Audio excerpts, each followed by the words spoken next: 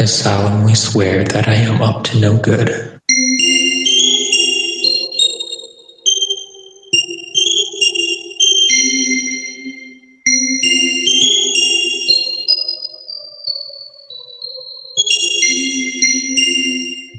Welcome, everybody, to Tales from Godric's Hollow.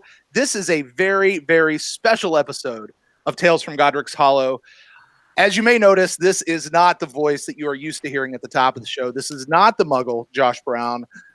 This is everybody's favorite Slytherin, Brent, and I am ecstatic to get to be back here on my favorite Harry Potter podcast. Really the only one that is going to pull off a 5-person panel, ask me anything, call-in show. Yes, that's right. You heard me. Call-in show. We finally, after 38 minutes, got all the cool technology together to make this work. But I'm not doing this by myself. Like I said, we have 5 people here. You know these people way better than you know me. So let's waste no time bringing them in. First and foremost, we have the star of the show, the Muggle, Josh Brown. How you doing, buddy? I'm doing great, but I thought you were actually talking about Joe. Well, this is true. I am the glue. I thought he was talking about me, to be honest with everyone. But, you know, it's fine. Hi, Brent. Thank you for doing this for us. Not a problem. Like I said, guys, I love getting to hang out with you guys. You guys are awesome. Josh is here. Obviously, you've already seen the Dean, my man wrestler Joe. Joe, nice Funko wall, buddy. Thank you.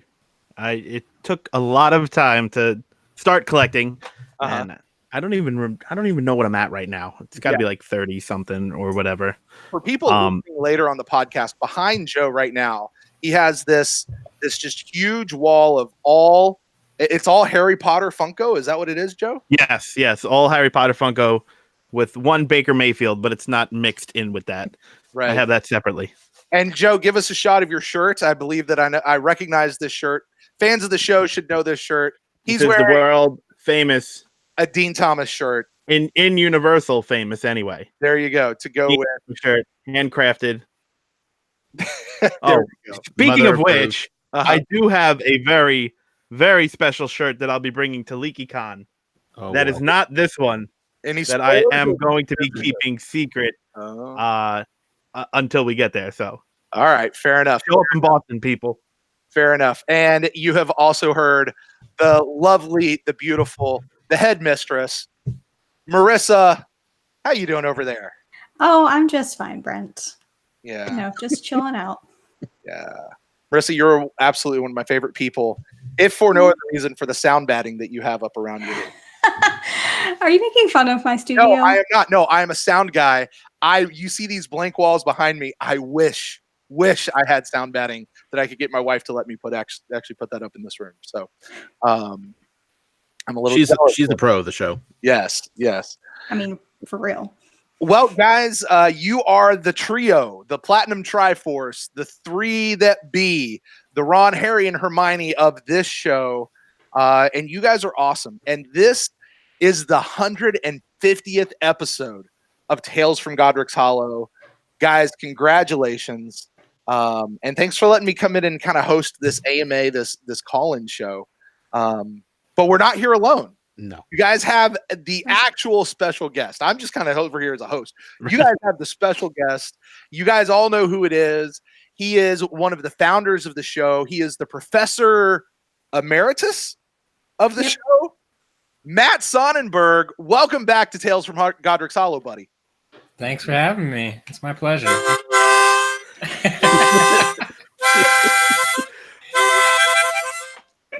Joe is really happy right now. That deserves getting better and better. I can tell, yeah. I mean, from the intros already, it seems like there's a lot of ego to go around this show. So I'll just sit back and let you all take your screen time. But yes, I'm here for tonight. Well, Matt, I do have to say it is really good to see your face. I mean, it's been a really long time. So, I mean, it's been like 2-3 weeks. Yeah, I was gonna say I just saw you. Right. The rest of these folks, you know, it's been a while, but Florida, it's a magical place in the winter. Yeah, I mean, you know, Matt came down and he was in Orlando, and he's just a mere 2.5 hour drive from where I live in Jacksonville, and was able to go down and hang out with him for the day. Marissa. Yeah, I hear you. And I would definitely say Matt is not one of the founders, but definitely the founder. Like none of this would be happening if it wasn't for Matt in the first place. Like let's be real here. Let's give Matt way more credit. If he didn't shame Josh into reading the books in the first place, we wouldn't be here. That's true. He's the Godfather. Yeah. He is the Godfather. Yeah. Well, Godfather, it has been a minute since anyone's gotten to catch up, and I know that all the listeners, all the members of the community are eager to kind of catch up with you a little bit, Matt. So let's take just a minute, catch us up. What's been going on with you for the last, how long has it actually been now, guys? Has it been a year yet? Just month, 8 months, over a year? A long time. It's been a while, right? It's I mean, because you guys took over about like episode 80 or so, 85, somewhere around there. And so now 118. Was it 118? Was it that 118 was our first episode. Okay. I think it was around September, late August, September, something like that. So 3/4, so 9 months, Matt. Catch us up on what's been going on with you, buddy. Man, it's actually been a bit of a roller coaster ride. I as many of you know, what I was working on when I left was primarily focused on Light Seekers, the trading card game that Josh and his buddy Jason kind of got me into. And I mean, if we're being super truthful about things right now, I may be moving away from that project very soon. It's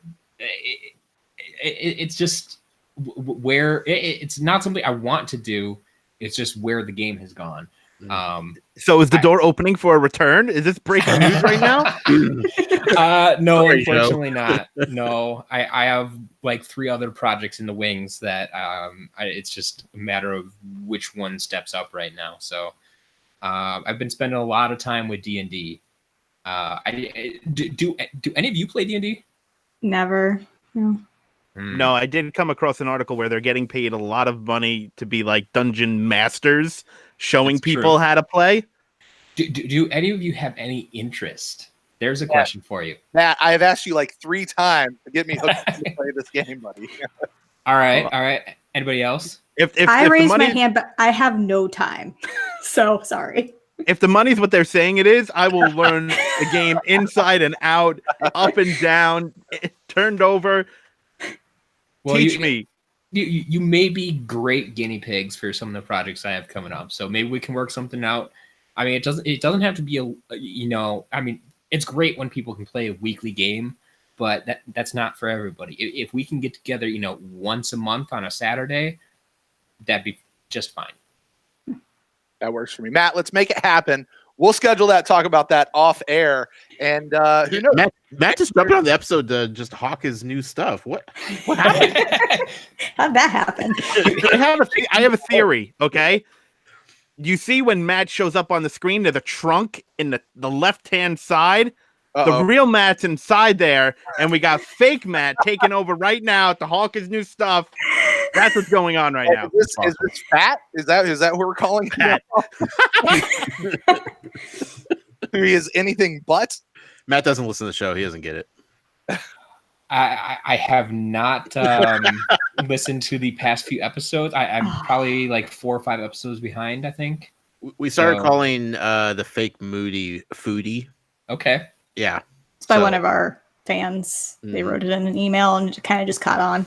Yeah. I got to tell you, I think I missed that email. So like the first couple of times you guys said that, what in the world are they talking? Yeah, we know how Brent loves the food discussion, so that's probably what he thought was going on. Yeah. Really turned this into an Instagram podcast all about foodies. Right. So, well, Matt, buddy, it is really good to see you and good to just kind of get caught up with you. But we do have a show to do, and we've got some places to go as we get through here. And, as we sort of do here at Tales from Godric's Hollow, one of the first things we do is we got a giveaway to take care of. And this week's giveaway, Josh, you were explaining it to me before we got started. I still don't really understand it. It's a Harry Potter-based deck building game. Yeah, Matt actually knows all about it. See, look at the face. Look at the face. He knows. Yes. I wasn't allowed to play it when All right, Matt Josh, got into Matt, it. what's our giveaway for this one? Okay, so this is, I'm assuming just the base game, the Harry Potter Battle of Hogwarts. It's a deck building card game where you progressively work through, and like each year is essentially a game to itself, but you kind of continually work your way through the years and just keep going and playing and adding parts to it. I finally picked up a copy. I haven't been able to play it yet. I'm actually probably going to be playing it next week in Ohio when I'm there for Origins, but it is. Is it also everybody? So Matt, what is what deck building game? But doesn't it have like a board component to it? Josh, I don't believe so. No, I don't. Yeah, No? I don't Okay. think so. I think it's a all lot of cards. cards. Because I was in like a game store a couple weeks ago and picked up a Harry Potter Battle of Hogwarts, kind of a deck building ish type thing with my wife, but it has like a board element to it. So maybe did that one have any dice with it? I don't remember. Okay. We got like 3 minutes into it, and then we got called away for something because children. This one has like a board that you play on and you put cards down on, but it's not moving around the board or anything. Yeah, no, yeah, that's what I mean. Like there's like sections and where things. I think I've played this game. It's actually not bad. I really want to get back and play it. So maybe I'll win. I don't know. However, in order to win, all you had to do was send in an email. Okay, fine, I won't win. But all you had to do was send in an email. So Marissa, we have several emails. Those are already in. And if you're one of these latecomers that send in emails later while the show's going on, then you don't get counted right now. But Marissa, from you, we need a number. Oh, geez. I didn't know I was going to have to pick a number until like we got on this call. So like we're gonna 45 minutes ago, Marissa. Okay. Don't Rude. 45. We're gonna go with the number 4. Number 4. All right, number 4. All right, do I get to try my hand at this? You get to try. Everyone get a shot at this. All right, we just finished book number 4, so that's why you picked number 4. It has nothing to do with the books, actually. There's 4 people other than yourself on this call. It has nothing to do with this call. That was my first guess. What's Baker Mayfield's number? Not 6. 4. 4 months that you and Leo have been dating. Or Leon. Actually, it was 6 months yesterday. But thank you. I like him because he comes It's from Tampa. and it's Leon. Leon, thank you. He is a Leo Vader. though, so that works. 4 letters in Leon's name. Sure, we'll go with that. No, it's anybody else have a guess? Because you're not gonna get it. Negative. No, I got nothing. 2 plus 2 is 4. Matt. My man. No. I broke the 4th toe on my foot last night. You have a broken toe? Yeah, I'm pretty sure. How did we not lead with that? Marissa says, hey, Marissa, how you doing? You're like, I broke my toe last night. That would have been a great way to start the show. Yep. So there you go. Dad, I well, believe Luna has Fine, fixed a but couple of for you. toes. She has, but she's not part of the story yet. should have gone with 9, the number of toes I have left. All right. Well, Good call. 4, that's going to give us a winner for this Harry Potter Battle of Hogwarts game. It is fun. Trust me. It's involved, though. Like, you got to play through it. You really do. But that is going to go to one Hunter. Hooray. So, yay, Hunter. Congrats. And for Marissa's broken toe. You're welcome. So, Hunter, I send us in your address and stuff, and we'll make sure we get that out to you. And congratulations to you on that. One little bit of housekeeping just to let everybody out there in the community know. Last week, you guys all know, episode 149, we finished Goblet of Fire, the reread of Goblet of Fire. Josh, Yes. I'll give you a chance. And actually for our regular host, our trio, Marissa and Joe, you've had a week to kind of sit with this ending this book. How are you feeling about the reread and kind of where it's been going so far? How are you feeling about Godric's Goblet of Fire, Josh? I know you were saying something of like, this may not wind up being my favorite book in the series by the time we're done. Like, how are you feeling a week out now? After reflecting on it for the last week, I feel like I still really like the book a lot. There was a lot more filler than I remember, but we were emailed something to us that my tweet to JK way back in the day after Sirius Black's death is still circulating around on the internet. Like, that's still gaining traction around. And so that made me think of how like destroyed Sirius's death made me. And I'm like, you know what? Like, Cedric still sucks, but man, we have a lot worse things to come still that I don't think I'm ready for yet. I'm not okay with Cedric's death. But like, the ending of this book just really makes me realize like how much awful things are yet to come. So I still like this book for being fun and adventurous, but still setting up the really bad things. So I'm still a fan. All right. Joe, Marissa? I am continually disappointed about how little Josh remembers from the first read through. You should not be surprised, though. I'm not surprised, but I am disappointed. Yeah. I understand. Yeah. It's just like I shouldn't put like how I would expect myself to be on other people because I just remember a lot more about things all the time. So I understand, but I'm continually disappointed in Josh. I was disappointed because I was really hoping Josh was going to start crying again, and it didn't happen. Why do you want him to cry so badly? Those are my favorite parts of the first read through. Okay. Was when Josh got overly emotional and couldn't speak, and I'm sitting there listening in my car, hysterically laughing at this man breaking on my speakers. So, I know I'm a terrible person for it, but I have to say something about this, Joe. You have made me think this multiple times over the previous weeks. There is a line that Dumbledore has in book 7 that is actually like in a flashback or in a conversation with Snape, where he says, you know, sometimes I think we tend to sort too early. And my friend, I'm starting to wonder if you got sorted too early, because I'm not sure that Hufflepuff is really what's coming through with you right now. But it could be Gryffindor, and I've always claimed to be a Grifflepuff. So, I'm getting Slytherin vibes. Friend, welcome to the Duck. Please don't do that. That's weird. This is a family show, Brent.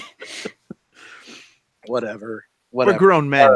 And there's a lady present. That's yes. Well, Dean, you and I go way back, buddy. But hey, speaking of which, the whole what actually led me into this whole conversation. We just finished episode 149, is the end of Goblet of Fire. We're doing this for episode 150, this AMA. Next episode 151, we begin the next book in the series. Josh, what number is it? Book 5. And what is the title of it? I was going to say Marauders of the Phoenix.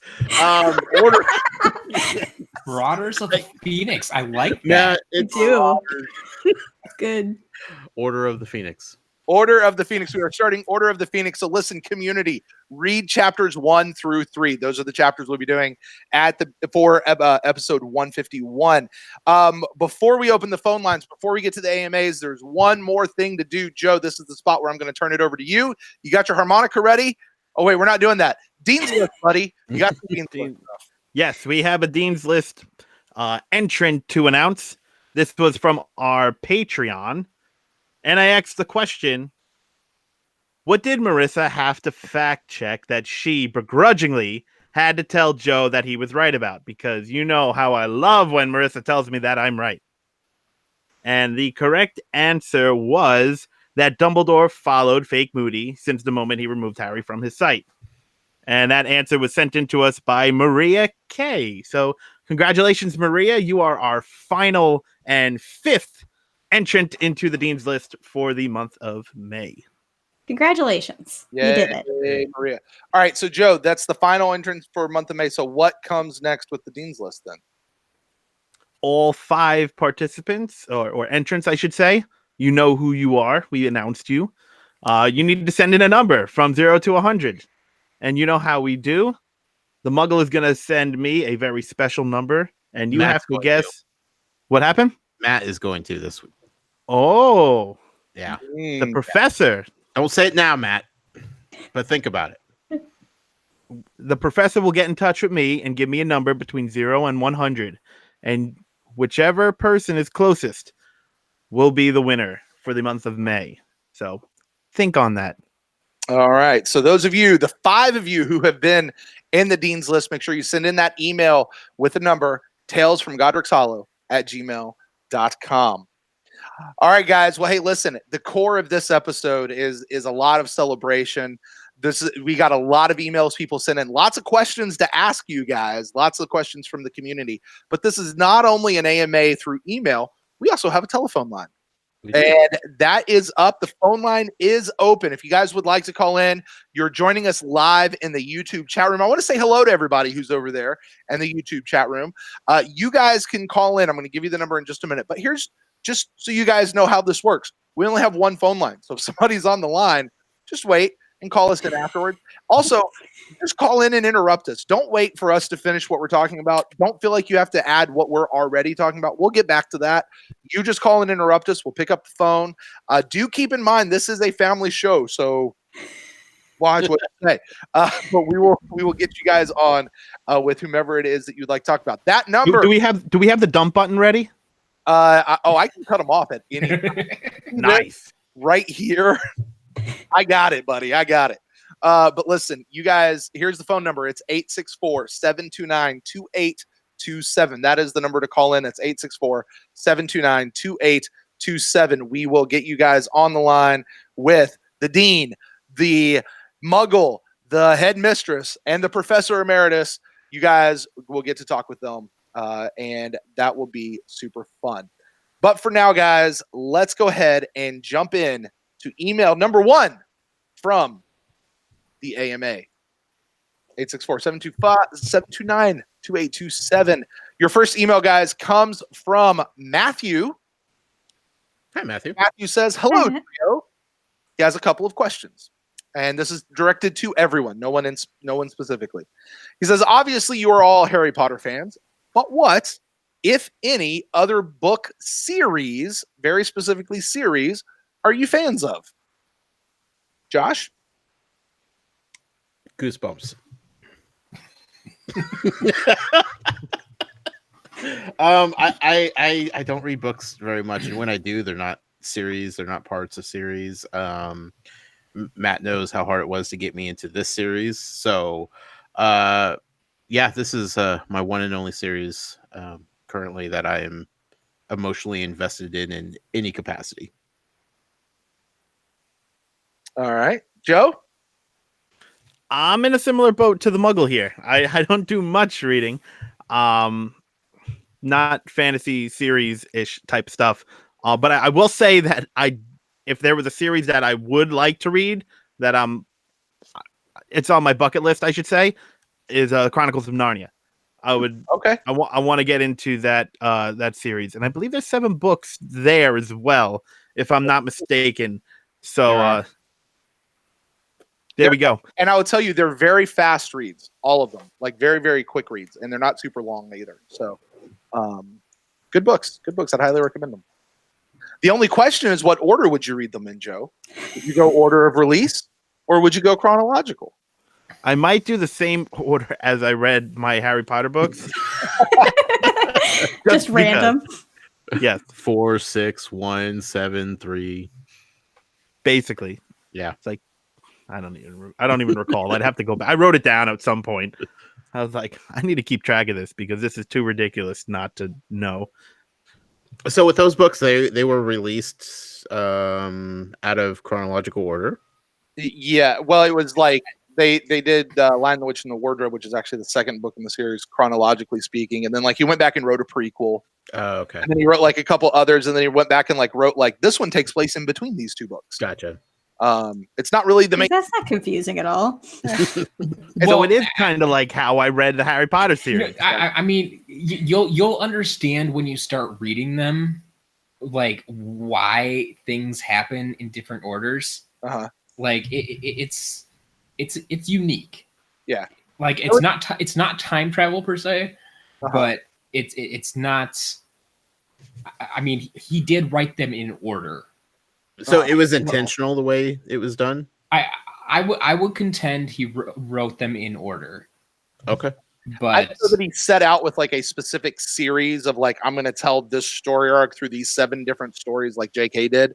I think he just like, I would recommend either way. If you're going to read the Narnia Chronicles, Joe, start with Lion, the Witch, and the Wardrobe. Yeah. Like, just start there because it gives you the basis for what everything else is. And then I think most like boxed sets will have Lion, Witch, and Wardrobe as number 1. Yeah. So I don't think you'll have any problem with that. Right. Good to know. So that would be my suggestion. But yeah, I'd highly recommend it. It's good. And it's available in audiobook should you choose to enjoy it that way.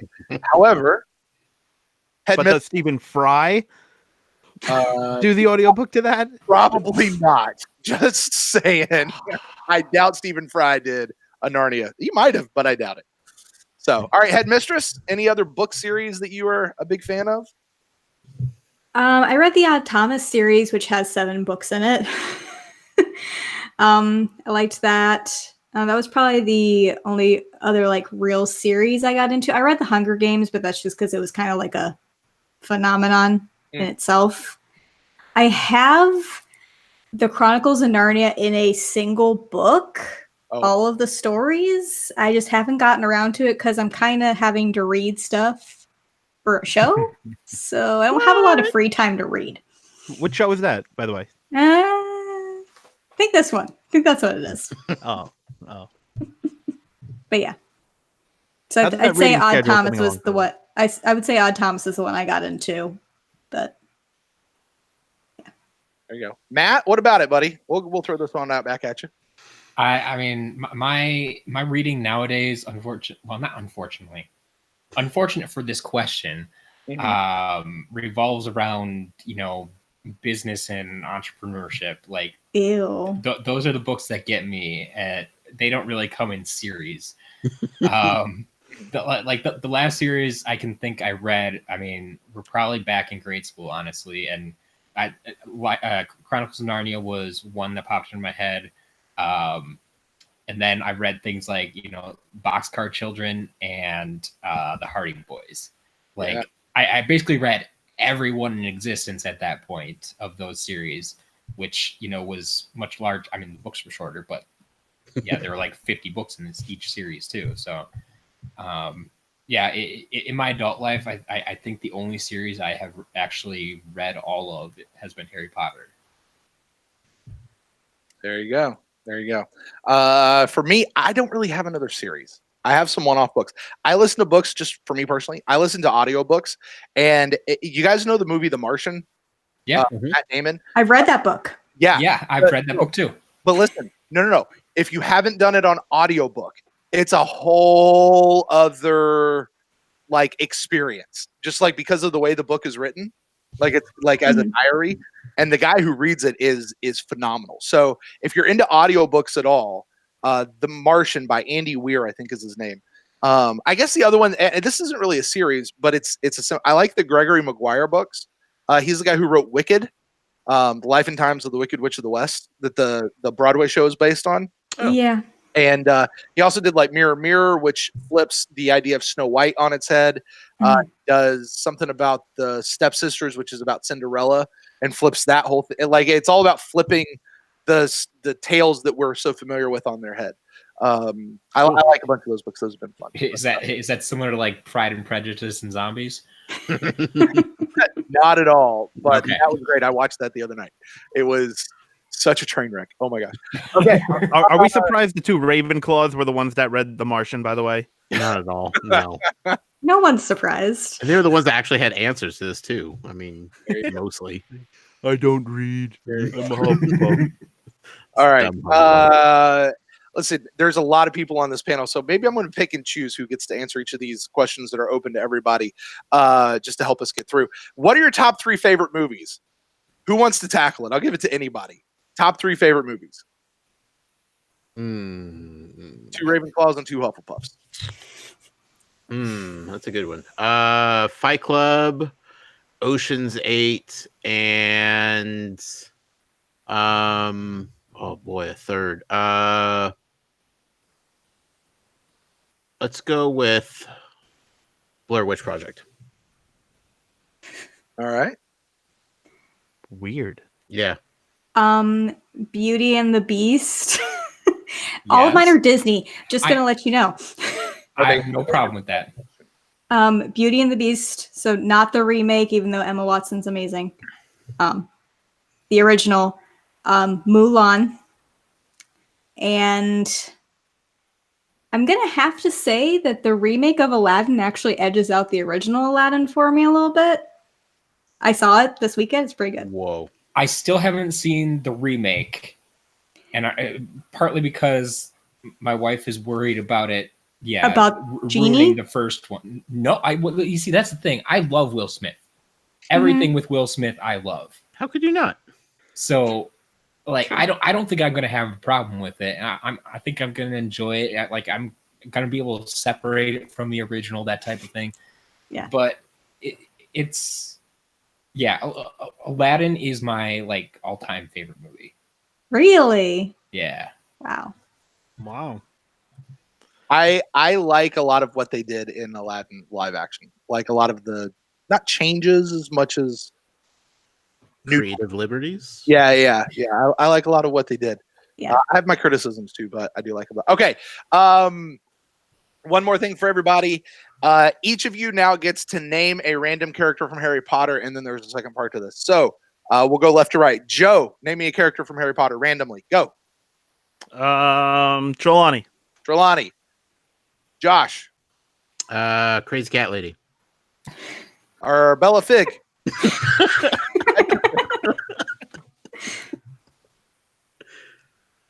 Headmistress. Marissa. Oh, Michael Corner. Wait a minute. Wait, who's Michael Corner? Ginny's boyfriend from the 5th book. Ravenclaw, she breaks up with him because he's too mad that Gryffindor beat Ravenclaw in the Quidditch game, and then he goes and comforts Cho. Okay, fair enough. Now hold Michael Corner in your head. Matt, random character from the Harry Potter series. Ludo Bagman. All right. And this is what Matthew says. Now I want you, in a throwback to Witch Weekly, I want you to randomly ship all of them with Fenrir Greyback. I was worried that was coming. Oh no, I can't. Do you know who Fenrir Greyback is? Yeah, he's the werewolf. Okay, well at least you remembered. That what, Josh? What? That That what? eats little kids. And what else did he do? I don't know. Probably some bad things. Yeah, who else did he do? Like, Who else did? What? Did he bite? Yeah. One of the Weasleys. No. no. Close. Actually, Well, kinda. yeah. Yeah, he's the guy who got Bill, right? Yeah. Yeah. He got him, but he didn't bite him. But Right. He also wasn't transformed at the time. Lupin. Yeah, He did it. Loopy Lupin. Yes. He'd be great for a crazy cat lady partner. She doesn't deal with kids well. He clearly doesn't. All right. Well, Matt his email. In case I don't see you, good afternoon, good evening, and good night. The current Dread Pirate Roberts outs. I'm gonna say Trelawney gives him a prophecy that scares him and makes him turn from his wicked ways, and from there they grow into a blossoming relationship. I can't make Michael Corner and him work. Like a I can't flower. do it. That's tough. All right. Next email comes into us from our winner, actually, of our giveaway from earlier today, Hunter. He says, Hunter. question, is there anything from the books that you would like to change, and how would that affect the outcome of the series? Professor Emeritus. Let's start with you this time. Honestly, from the books, no.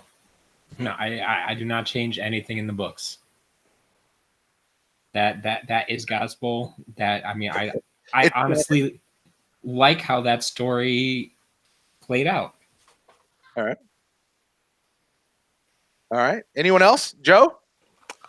This was a tough one for me too, because similar to Matt, I really like the books and definitely more so than the movies. So it's kind of hard to say I want to change it.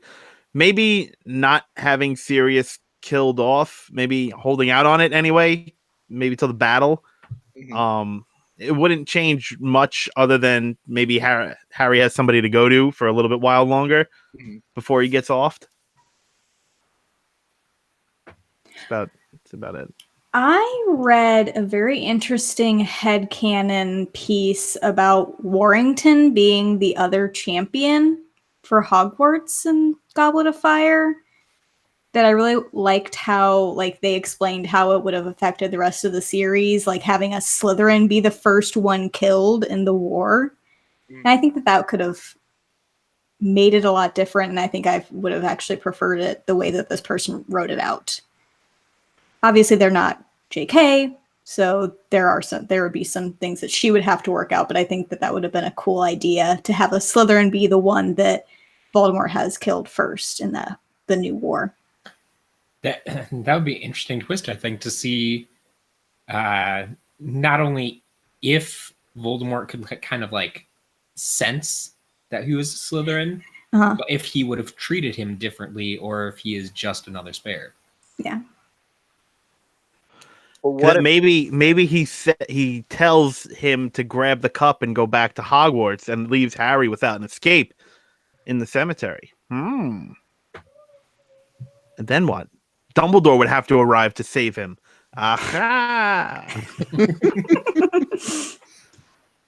but then all the reveal with Barty Crouch Jr. and Foodie would happen like off screen for us. Yeah. What about Not this? necessarily. What if Cedric didn't die,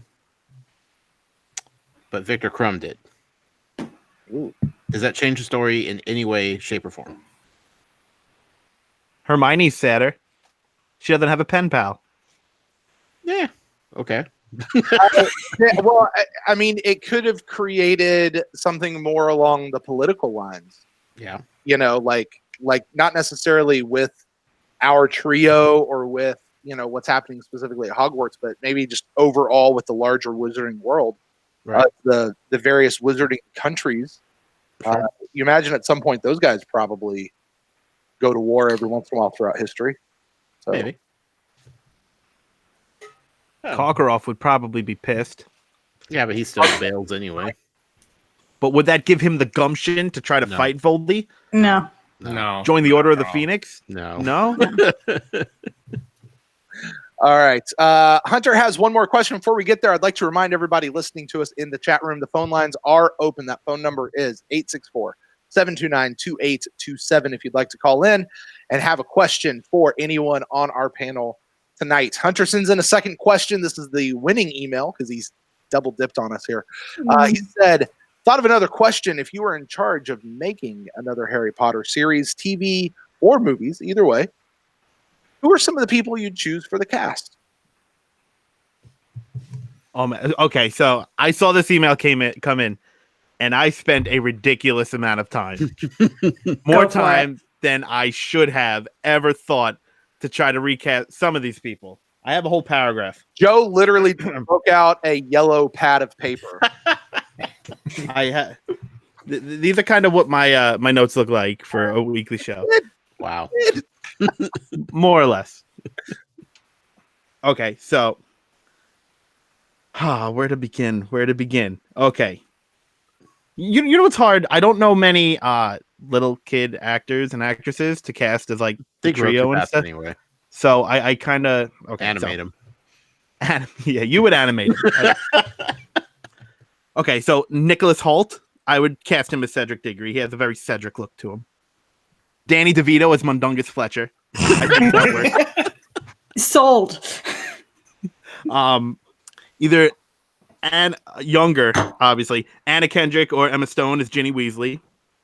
I was gonna say Emma Stone as Ginny Weasley.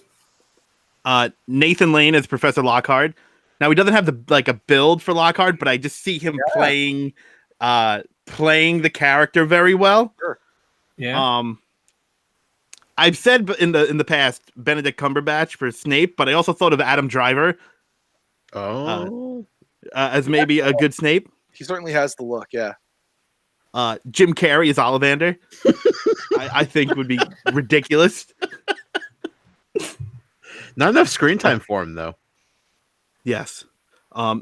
Millie Bobby Brown as Hermione. Ooh. Okay. Joaquin Phoenix as Voldemort. Okay. Chadwick Boseman as Kingsley Shacklebolt. Julie I can Andrews, get down with that. little flair there. I like it. Julie Andrews as McGonagall. Rooney Mara as Tonks. Julianne Moore as Molly. Benicio del Toro as Lupin. Peter Dinklage as Flitwick. Jared Leto as Barty Crouch Jr. Tilda Swinton as Trelawney. Wilford Brimley as Slughorn. Either Margot Robbie or Fariza Balk as Bellatrix Lestrange. Oh, okay. And Madonna as Narcissa. Not quite sure about that one. Jackie Earl Haley as Mad Eye Moody. Okay. Gerard Butler as Sirius. Glenn Close as Professor Umbridge. Oh. Professor Umbridge. And Sam Rockwell as Wormtail. Oh, he's so good. The end. I like I don't it. think anybody else needs to give their casting. I think he nailed it. I can't argue with it. It was hard for me to find like the ones that are like Who plays Luna. Godric, I though? couldn't think of anyone for Luna. Luna's so particular. I had a very hard time coming Ivana up with Lynch Bellatrix. was Luna. She just was. Yeah. Yeah. Yeah. I knew Harry was hard. I Mm. couldn't think of any really. Yeah, you can't. You'd have to get somebody who just looks different. Like Can Batman still be Cedric, though? No, I like Nicholas Holt.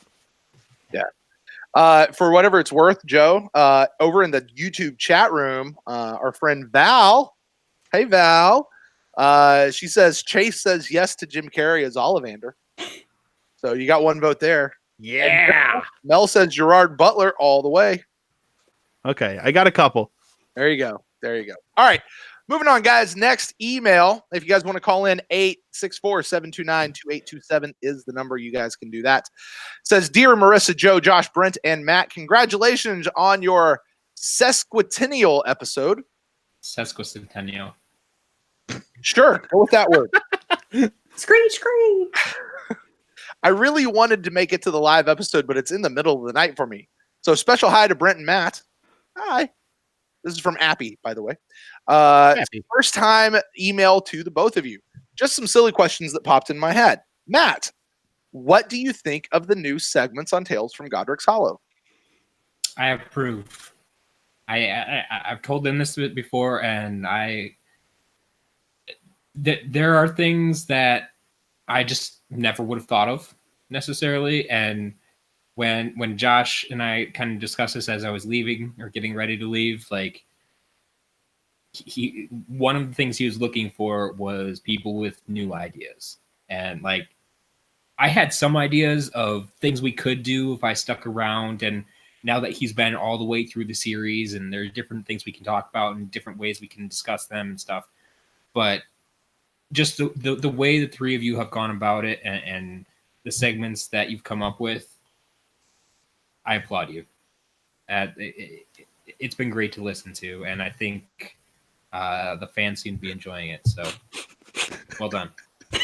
Matt, I just have to say, sitting in that chair with your hands folded like that, I just want you to have some big beard, and you're just, you're the old grandpa now. Like I approve, children. Carry on. Well, From Leon the texted me Chronicles of earlier. He Narnia, goes, Leon goes, "Why is that Matt guy a vampire?" The blood red walls and like the backed chair, he thought was very off-putting. And we just can't get rid of him. So So I mentioned I dropped this in the chat before. I'm at my parents' house right now, and they have actually started creating with their empty nest. You know, they have started creating a Victorian style room. Oh boy. So they have these high back chairs. They have the fireplace, the little chest up there. There's a whole wall of like Victorian era books actually over here that you can't see. There's a giant globe. Like it's fantastic. Matt, are they going to commission a painting of you as a baby in some long and have it up on? maybe Matt holding a potato, Marissa. Hey, I approve of them like that. Not to my knowledge. Oh, and Marissa, that's where your clock can go live. It's Victorian era, right? That's not very Victorian, though. My bird clock, the one that I left at my parents' house when I moved. By the way, I would have The bird clock. The bird clock. bird clock. All right, next question she has. She says, "You guys often say that Josh is like Harry, Joe is like Ron, and Marissa is like Hermione. But who do you think Matt and Brent are?" I'll leave this one up to the original, to the current hosts of the show. Boy, oh boy. Ooh. Saved by the bell. That thought. Wait a minute. No, we're coming back to this question. Dang it. Okay. You are on the line with Tales from Godric's Hollow, the entire panel. Who do we have here tonight? Hold on, the connection is spotty. Uh-oh. I heard a tiny piece of what you said. Am I coming through clearly? Sure. Can you hear us now? Hello? I think I hear you now. All right. Well, you are on with us. Who is this? Occasional writer-in person. Hello, occasional writer in person. Oh, hello. I don't know what's been happening in the podcast. I don't know what to say. I just called in because I saw the number on Twitter. Well, this is I an didn't ask. usually talk on the phone much. Well, I tell you what, this is an Ask Me Anything episode. So you've got Joe, you've got Josh, you've got Marissa, and you've got Matt, the old professor, all online. Ask anyone any question, Harry Potter related or not. Go for it. Oh, well, I first want to say, hey, welcome back, Matt. And also, just to spite you, I'm wearing a Barry Sanders t-shirt at the moment. Well, hi, but that's not a great way to introduce yourself. I mean, I understand he is one of the greats. I'll give him that, and he went out at the top of his game. I applaud him for that. But yeah, Detroit, man, no thanks. Look, you had the Packers. You had lots of victories. We do. Hard fought, well deserved. Didn't let Detroit have a win for 20 years. The entirety of Jason Hansen's career. Yeah. We did have that. You had Super Bowl, so you win that one. All right, you got any questions for anybody here? I'm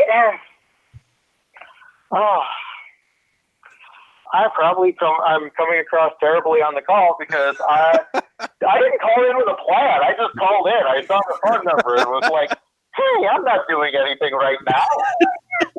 You are being broadcast live to thousands of people. Millions, some would say. Oh, yeah. Yeah, I mean, I guess, yeah. Usually I'm more prepared when I do something like this. Hey, you know what? At least you called in because no one else had. You could call back if you have a question. How about that? Yeah. Hey, listen. Phone line's open.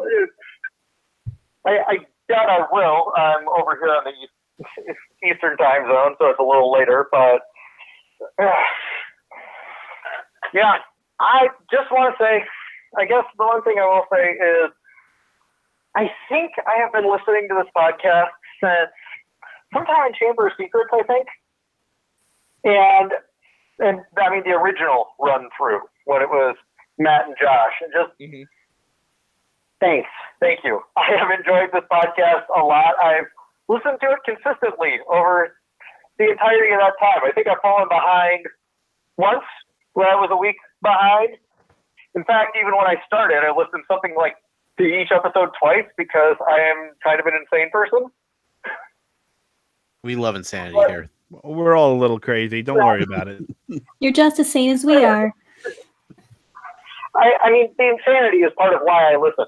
You know, it's this thing you get with, I found it comes with podcasts where I almost don't care what you're talking about. It's about the people. In there, I feel like I would listen to you guys talk about just about anything. Well, thank We you. are the Seinfeld of podcasting. Yeah. Well, thank you. We appreciate that a lot. Yeah, and I just wanted to say thank you for all of this, and I hope somebody calls in later that sounds more coherent than I am, and I am going to cringe when listening to this. All right. Well, there you go. Thanks. Great. Thank you. for Thanks. calling in. Yes. Hey, listen, part of an open phone line, we don't screen them first. So you gotta call in. This is an Ask Me Anything episode. So please call in if you got a question, if you got a comment. Ultimately, I think his thing was to Matt and Josh. And I think it echoes the thoughts of everyone in the community, guys. Still, thank you for starting a podcast that brings us all together. So, all right. Where we were. If you guys want to call in, by the way, 864-729-2827. You guys can do that. We will answer your phone call. But Josh, Joe, and Marissa, you were getting ready to answer the so titillating question of who would Matt and Brent be in the Harry Potter universe? I think Brent would be Seamus. I was going there. Oh Were my you? god. I was. He's kind of on the outskirts, but he's very outspoken. And he combats a little bit A little bit. because of his mother.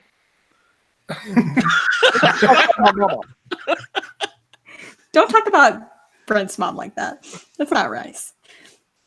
So if Brent's Seamus, that would Matt would be Dean then, right? Always around. Yeah, I think so. He just kind of Crucial quiet in to the background. story. All right.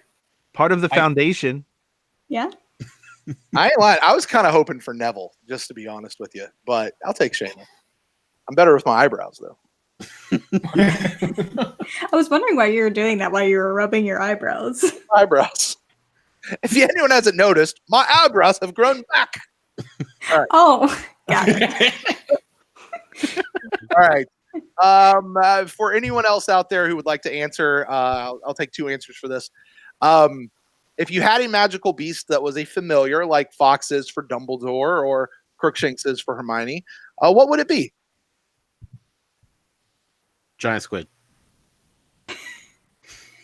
Everyone knew that was going to happen. There's No, no I way know. you're housing a giant squid though. I know. Obviously a Niffler. I mean, that's the most logical, Wait, reasonable one. Newt has like an aquarium in his house. Yeah.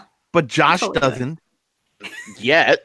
Yeah. If he was magical. I don't have a need for one yet, but I'm gonna see Josh is gonna be like outside with his shovel, just digging a giant hole in his backyard.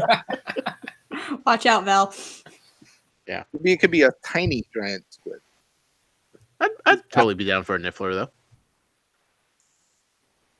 All right. I am fascinated with the demiguise. Mm. I feel like it's a little. I'm not a big pet person, so I feel like the demiguise can make itself invisible. I wouldn't be able to see it, so that's a positive. And I feel like also it'll get its own food. I don't have to worry about feeding it. It kind of just does its own thing, and it'll just come and go, come and go. Joe That doesn't would want to be be my choice. responsible for anything. That is not true. I just want to be responsible for stuff I care about. So not an animal. More or what? less. You know what, like, mythical animal we don't get in the series that I really wish we did? Bigfoot. Pegasus. Like a Isn't a Pegasus like a flying horse? Well, I mean, we get the flying horses that bring in the. Bobaton. Thank you. Yeah. Oh, yeah. They They call just them don't. Arabaxian horses. Yeah, I mean, they don't call them Pegasus because wasn't. They're also drunk lushes. It's the name of a horse. Like, Yeah, wasn't Pegasus a specific one in Greek Oh, probably. mythology? Oh, a Pegasus, probably. Pegasus isn't a Baxian. That's what it means. I don't know if that's true. Pegasus don't drink whiskey either. Don't be silly. Single malt whiskey. Very specific. More than one Pegasus? Is it a Pegasi? Pegasus. Don't know. All right. All right, guys, let's go ahead and move on. And hey, listen, just for the sake of time, so we can get through some of these, some of the questions are going to start repeating. So if I don't ask every question that's in an email, just understand it's just a part of that. So we're going to pick out the best one. But moving on, our next email comes to us. Thank you, Appy. By the way, that was from Appy. Thanks. Next, Thanks, Appy. from Dane. Dane Hi, said, Dane. "Howdy, Tales crew and friends. I think this is a great question. I'd love to hear this from everybody. How do you balance real life and podcasting?" Matt? You quit podcasting and you just focus on real life. I did not quit podcasting. One of the big struggles is I had another podcast I was doing, and I mean this is where you really want to start talking to Josh too. I want to hear what you have to say, because I know you run over the course of many years had more podcasts than anyone I know, but I would say the key is schedule. The more you can pick one night and do it that night every week or every 2 weeks or whatever your schedule may be, that is what is going to keep you sane. Because one of the hardest things I had with my second podcast is that when I started doing it by myself, I had to bring a guest on every week. And when you start trying to have to schedule stuff according to their schedule, and then it jumps around, it's like, okay, we're recording Thursday this week, Friday next week, Tuesday the next week after that. And it just, that's when it gets messy. But when you can sit down and say, like, I eventually brought someone else in to be a co-host with me. So I didn't always need a guest on the show. And we could just say, we are recording Tuesdays. If we can get a guest on Tuesday, great. Otherwise, it's just the two of us, and we are recording Tuesdays from this time to this time. That's it. And then I can schedule the rest of my life around that. So the schedule is what it's all about. And that when you have that set day a week, you can even, if you need to, say, if I'm recording on Tuesdays, Mondays is my prep day, and whatever you need to do for the next episode can get done at that time as well. Yeah, totally agree. Having a schedule. I mean, when brought Joe and Marissa on, it was like, Matt and I have been doing Mondays. I'm like in the routine of doing Mondays. Does that work for you too? If not, like, let's pick a day that will work for us. And like, thankfully that continued to work for them. Having flexibility. If something doesn't work out for the time that you have scheduled to do the podcast, like, that's super important. The last several years I've done many podcasts, and it's tough. It gets overwhelming. It has to be something that you want to do. If you're not enjoying it, then it's not going to go well for you, and you're going to be mad at yourself for spending the time doing it. You're going to be unmotivated to do it on a weekly basis or a daily basis or whatever kind of schedule you have for it. Like, if you don't like what you're talking about, you shouldn't be doing it.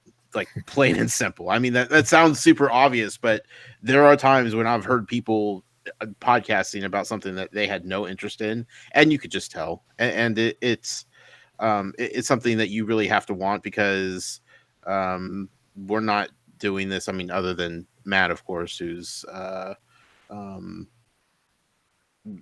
independently working for himself with all of his ventures. Like, we're not doing this as, to support ourselves and our families and whatnot. We're doing this because we love podcasting. I don't want to speak for Joe and Marissa. I really don't know why they're doing this with me on a weekly basis.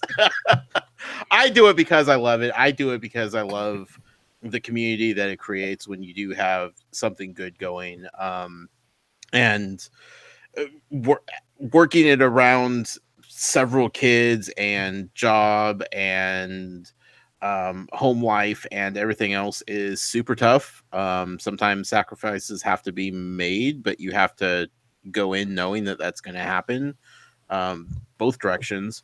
Having an awesome partner that accepts what you're doing or encourages what you're doing or just flat out doesn't hate what you're doing. Like Brent, I know you could probably speak to that. Like just having somebody by your side that's like, you know what, if you're going to be doing that for a couple hours a week, then that's fine. That do you. That's super helpful as well. So it's just balancing it is tough with everything. It really is. But if you don't want to do it, if you don't have the passion to do it, then it's not going to work out. Yeah, at one point I had 3 podcasts I was doing. Definitely what Matt said about the scheduling of everything. Like I am currently producing a podcast with somebody that is 14 hours ahead of me. So just trying to get a set time that you normally record. It's usually on the weekends because that's when it's easiest to work around being halfway across the world from somebody. Just having a set schedule and making the time for it. Because if you really want to do it, you're going to make the time for it. And if you can't make time for it, you shouldn't be doing it anyway. Yeah. I mean, just doing it with people in the Eastern this is hard enough. It's tough. Like, I feel bad for you guys. And it's like, I don't get off work until 5 o'clock my time. Like, the earliest I could ever really start is like 5:30 my time, which is still 8:30 for you guys. By the time we actually start the show, it's 9:30 for you. And then, it's after midnight when we stop. And every week I feel bad. And Matt was, it was the same way with him. Like I every episode I could hear his voice when he hit the wall of that was just it. And it was like, okay, we need to wrap this show up as quick as possible because Matt's about to fall asleep on me. And you said still 15 emails to go. You said that to me before. We would go to get off the call after you said muggle out and you were like, I heard you hit the wall 4 or 5 emails ago. I was like, yeah. So like I try to be conscious of that as much as possible because like by the time we're done, I'm like, okay, I still got to eat dinner. I'm going to hang out, watch a couple episodes of Baywatch. Like my night's just starting and you guys are like, I can't wait to go to bed immediately. So being accepting and understanding of time zones is crucial. Yeah, either that or finding someone in your local time zone to record with. Yeah. What you're saying is I need new friends, basically. Hey, you made it work this long. You're fine. Yeah, if I could add just from my own experience, because outside of this, I also do a sports podcast, which means for me, I have an in-season time and then I have an off-season time. What I have found is we go real hard during the season. I mean, we do like 3-4 episodes a week during the season. But what that means is as far as balancing home with that as well, is when we move into an off-season type schedule, we ratchet down to once every 2 weeks. And we do that on purpose, So working within the seasons, I think another way to balance it is doing shows like this, like taking a break every once in a while, building in breaks. But the other thing you can also do, which is really cool, especially with a show like, unless you have like a time factor or you get all the emails and everything in, is you can record like 2 or 3 episodes like together and then just schedule them to drop. And that creates a buffer for you.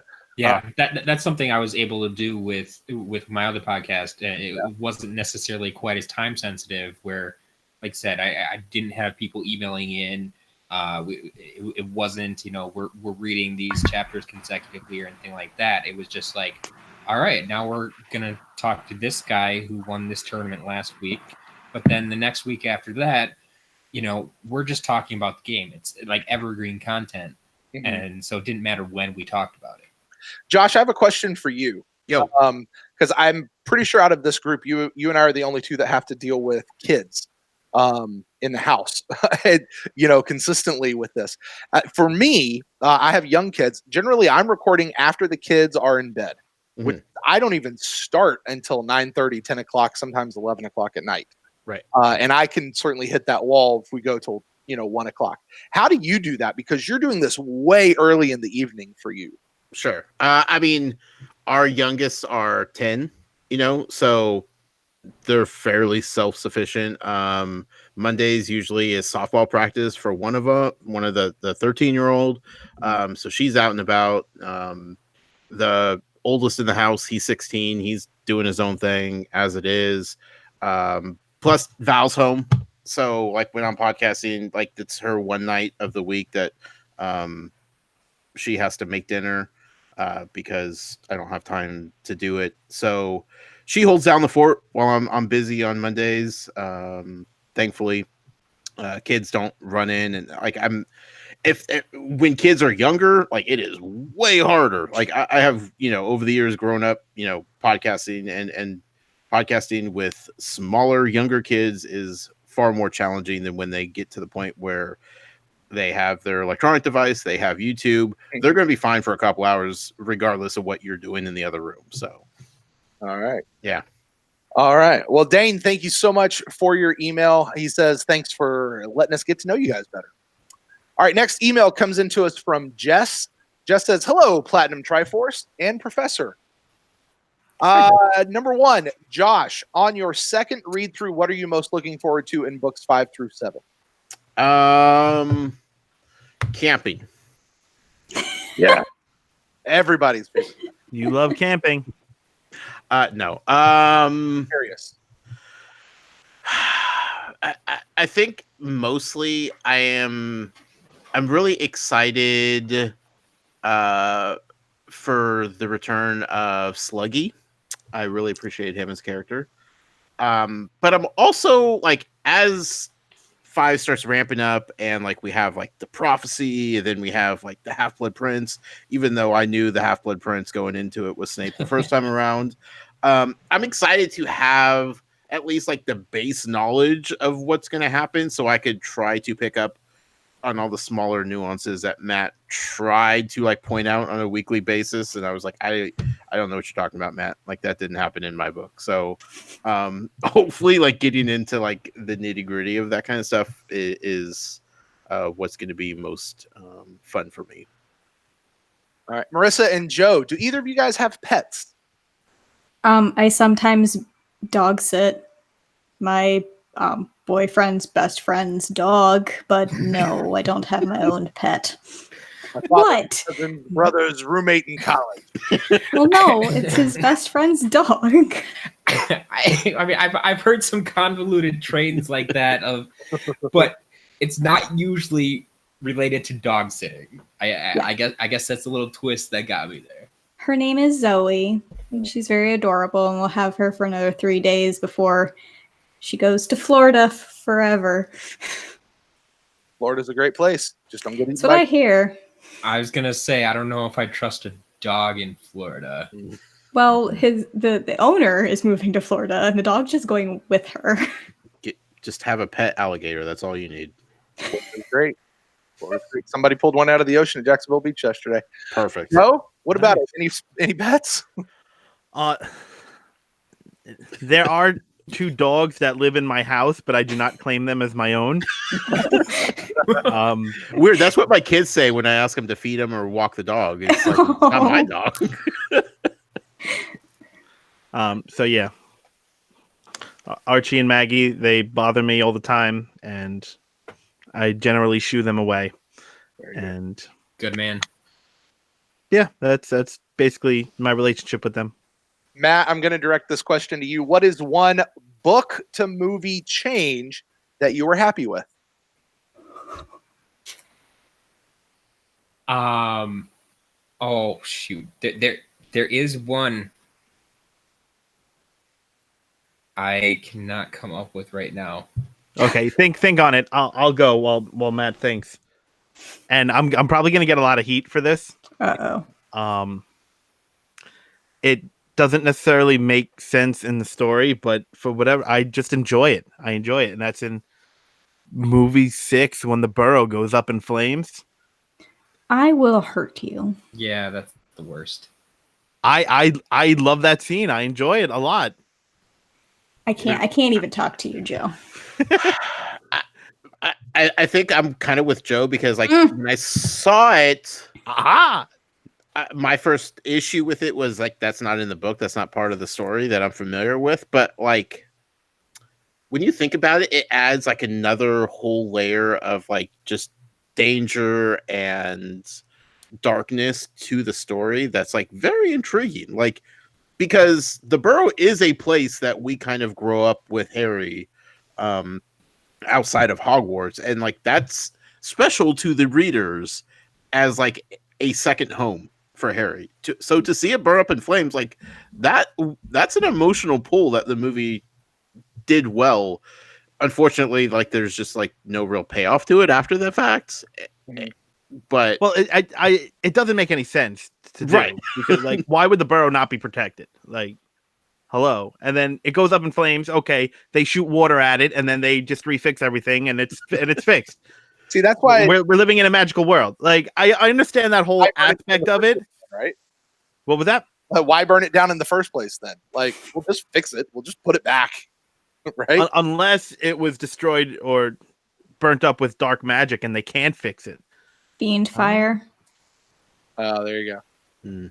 Possibly. I'll use my magic to build a new one. And right. Yeah.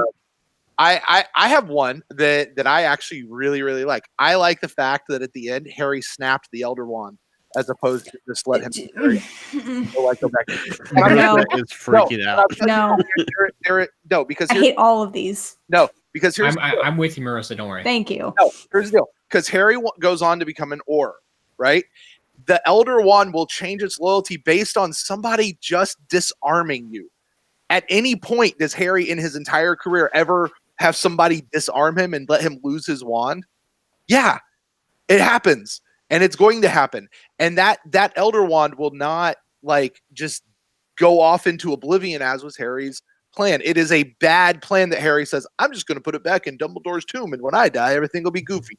No, it's not, because the Elder Wand lives. So I like the fact that actually breaking it meant that he that was done. I thought of another one. Dancing. Harry and Hermione. Oh, together in a tent. Oh, hey, you lost me, Joe. Joe, you are just trying to push buttons at this point. I just muted Joe. He can no longer talk. Yay! Watch it. Everybody watch Joe try to talk to us. We can't hear him. Oh, poor Joe. No, Oh. I'll bring him back. What about Neville giving the gillyweed to Harry instead of Dobby? We know Matt doesn't care about that. I think it made more sense than to just bring Dobby back for no reason, just to give him the gillyweed. Sure. Yeah. It's all that CGI money they don't have, apparently. Too bad. I mean, I will give you that makes a lot of sense, actually. Like, I do think that's kind of the way it should have gone, rather than, Dobby overhearing things, right? Yeah. And, like, because that's kind of what was intended by giving Neville the book in the first place. And so I would have liked to see that play out and Neville kind of get his hero moment, right? Right. And so that's why it does make a lot of sense to me.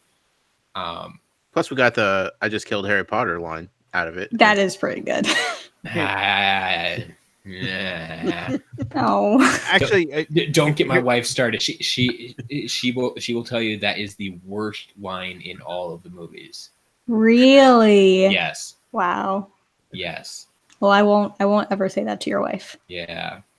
A real I'll one. never meet your wife. Neville blowing up that wooden bridge. Oh, that is good.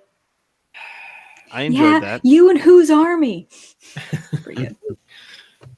I mean, just quickly to wrap this up, I'm not sure that they're necessarily changes, but I do appreciate the way that the movie is able to portray the time travel sequences in book 3 or movie 3. Okay. That's something that I do appreciate, because I think it gives people a perspective that you can't necessarily always get from the written word, because it's hard to say, you know, well, here you are with these people, but they're over there. And like when you can just see it all visually, it makes more sense, I feel. There you go. All right. One last question. This is for you guys. You may not have an answer for this yet, but will there be a third read through? If there is going to be, it's not going to be directly after this read through. Mm-hmm. We have talked behind the scenes about what we want to do next. Nothing has been finalized by any stretch of the imagination, but I think we're all kind of in agreement that we want to try to move on to something else other than just rehashing the same over and over again. It was important to do this read through, but doing a third one, not quite yet. Yeah, I think that makes a lot of sense. Cross that bridge when you come to it. Yeah. All right. Unless Matt comes back and replaces Joe, then we have to do another read through. Wait a minute. Why am I getting replaced? That's my question too, but I'll let him ride. A Ravenclaw for a Ravenclaw. No, he kicked me out. All right. Thank you, Jess. Next email comes in from Julia. Julia says, Mars is bright tonight, my precious trio. And your daily lives, do you find yourselves kind of reflecting on your life automatically through the lens of Harry Potter? I mean, like maybe you end up thinking what someone in the series did or would do in a specific situation you might come by and act like you're reflecting that? Or do you ever find yourself reacting to something in a way because you kind of automatically want to act like someone in your house would? Like, do you allow your house to identify how you react sometimes? Well, I'm just a smarty pants as it is, so I just automatically react like a Ravenclaw would because, hello. I think that's how it happens more often than not. I don't actively say, you know, how what would a Ravenclaw do? This? It's more often than not, I do something and then someone says, oh yeah, of course, you're Ravenclaw. You know, or look at that Ravenclaw, or so, you know. That's so Raven. No. But yeah, I think it more often than not, just it comes out naturally because, yeah, that's the way that we do react, and that's why that house is appropriate. And people may see us reacting in that manner, but that's just us. I find myself, when I meet someone new, trying to sort them as soon as I meet them. Because that's kind of just what I do. Yeah. Necessary. All right. I am so busy with so many different things and have my mind in 8 million different places at any time. I don't find myself thinking about it too much, but there are definitely times where something will happen, or I'll say something, or I'll do something, and like a few minutes later, I'm like, that's the most Hufflepuff thing I could have possibly done in that scenario. Like, yeah, there's no question in my mind. Like, Joe is definitely borderline several different houses. Matt and Marissa, like, you guys are absolutely Ravenclaw. Like, there's no question in my mind that Hufflepuff, like, is 100% where I belong. It's so locked into my DNA. It's not even funny. Yeah, I'll more so find myself maybe comparing something that happened in my life and be like, and not necessarily that I filter it through what the Harry Potter story is, but I'll be like, oh, well, that sort of kind of happened here in the story. And that's only if I'm thinking about it. Kind of similar to like, it's not on the forefront of my brain at all times. But if I look at certain things, I could definitely pick out different parts that I'll be like, yeah, what Harry was going through was worse. You know, like, just like, yeah. Come on, Joe. Sometimes I'll see a dragon and I'm like, you know what? Like, I bet Hagrid raised that one. You know, little stuff like that. That's funny. I won't tell you what it's like in my world. Well, you're Slytherin. Everything revolves around you. It does. My life. So yes, it does. But I often sit back and I go, yeah, see, we're not all that bad. That's actually usually what it is. We're not all that bad. All right. That was Julia. Next email comes into us from Ovander. He says, "What's up, my 5 dudes?" What's up? That's funny. You guys actually read that. Like, that's actually how he writes it in. Oh yeah, my dudes. Mhm. My dudes. I did not, like, I've heard you guys say that a lot. I didn't know that that's actually what he wrote. I thought you were just kind of, maybe there was like an inside joke or something there. No. Nope. All right. This is fun reading these emails.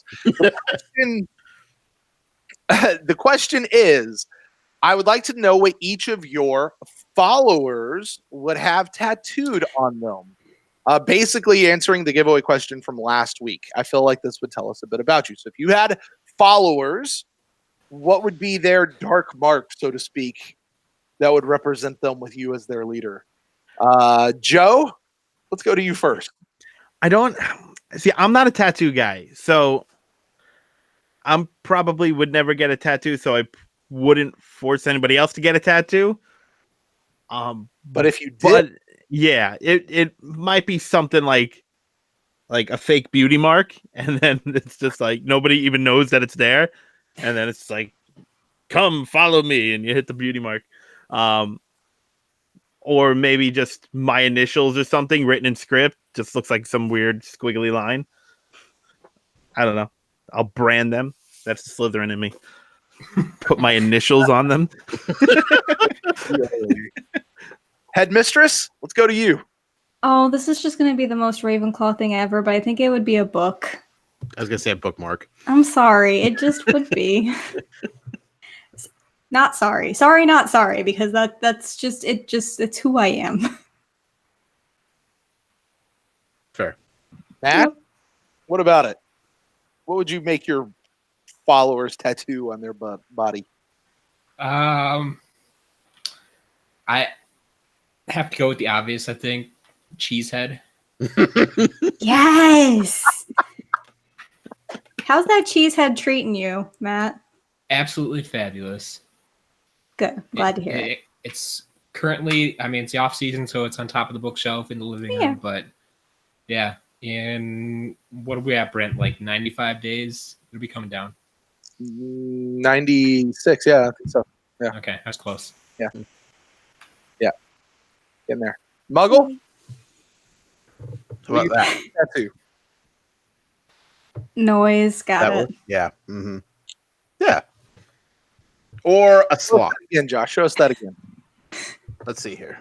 Talk while you show it, talk so so I everyone can see All it. right, here, let me describe it. Or maybe Josh, let me describe what I'm saying. It looks like a dragon skull with its mouth open and the word noise, Noyse, in its mouth. So the dragon skull is eating noise. Is that what I'm Something like that. Yeah. Yeah.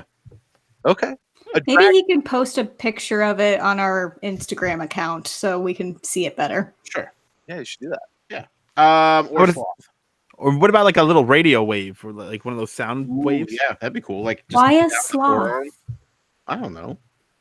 That's his favorite animal. Oh, is it? The Why giant squid wrapped around a sword. Giant squid. Oh yeah, trust me. I have all kinds of ideas for a giant squid tattoo. The giant squid wrapped around a sloth, Yeah. battling like Godzilla versus Kong. Oh boy.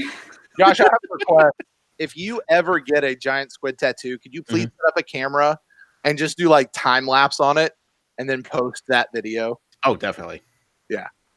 That'd be I, great. it's been so long since I've got a new tattoo. I am like dying for some ink on my body. Like I have no tattoos. I'm I also with have you no there. piercings, including my ears. My ears are not pierced. am I the only one with a tattoo? Apparently. No, I think Brent does. Yeah, I have to. Oh, okay. Yeah. So, I He's still a do Slytherin. a Harry Potter themed tattoo of some sort. So Get the giant squid, just your entire back. I think that actually sounds pretty good. The giant squid wrapped around a sword. I think that sounds awesome. We'll see. All right. All right, Evander. Thank you. Good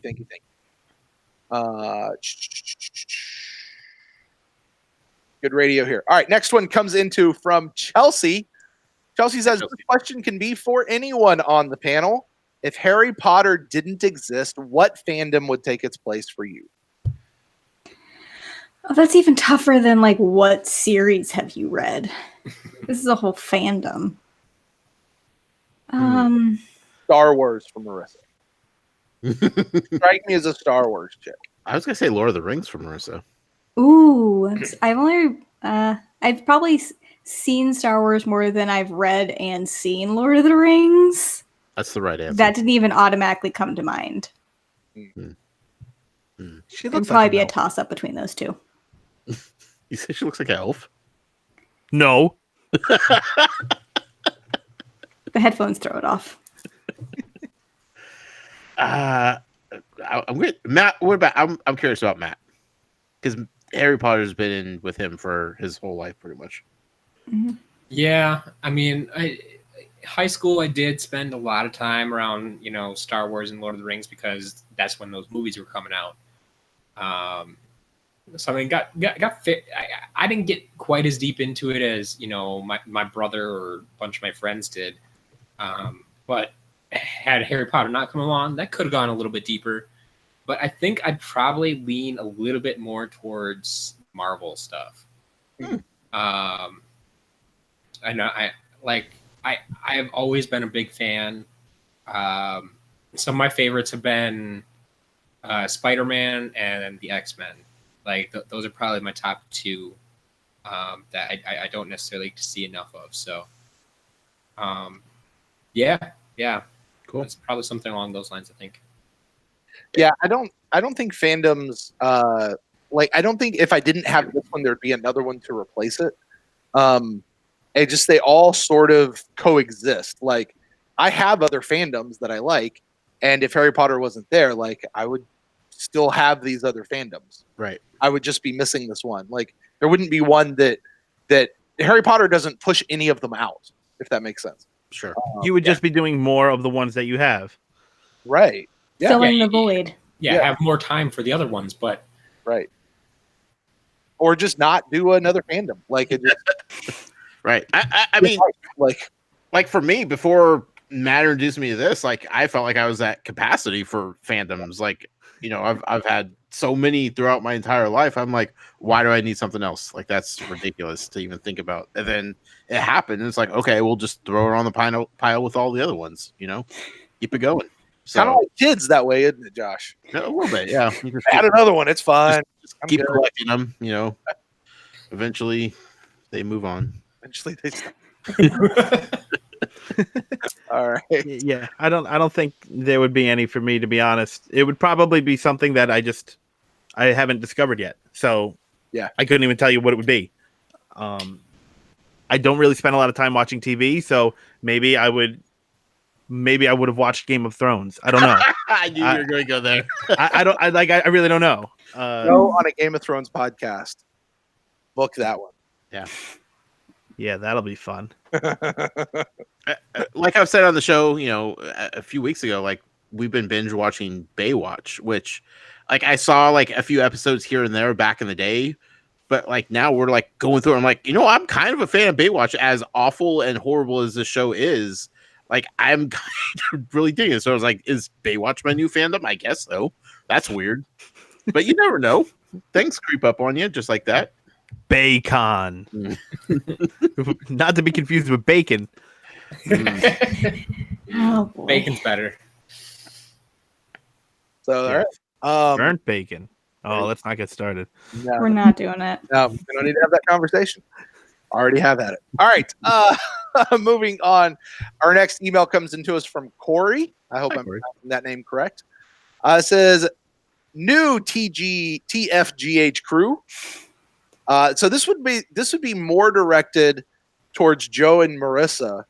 However, Joe or Josh, you might be able to chime in on this. The basic question is, what are like what, or maybe Josh, let's turn this one towards you. What are some of the things that Josh or that Joe and Marissa sent into you when you were looking for new co-hosts that made you go, those two are it? Like, why did you pick those two to be the new co-hosts? Oh boy. Yeah, let me know. Because I'm still confused. Yeah. Marissa was ride or die from so long ago. Consistently writing in every week with emails. A huge part of the community. Her knowledge, like straight up knowledge of Harry Potter. I was like, okay, if I remove Matt from the equation, I need somebody who could step in and be like, Josh, you're wrong about this, and I'm going to tell you 5 reasons why. So I needed Marissa for that reason of just like a instant Harry Potter encyclopedia available at any time, because we all know I have issues with remembering things from time to time.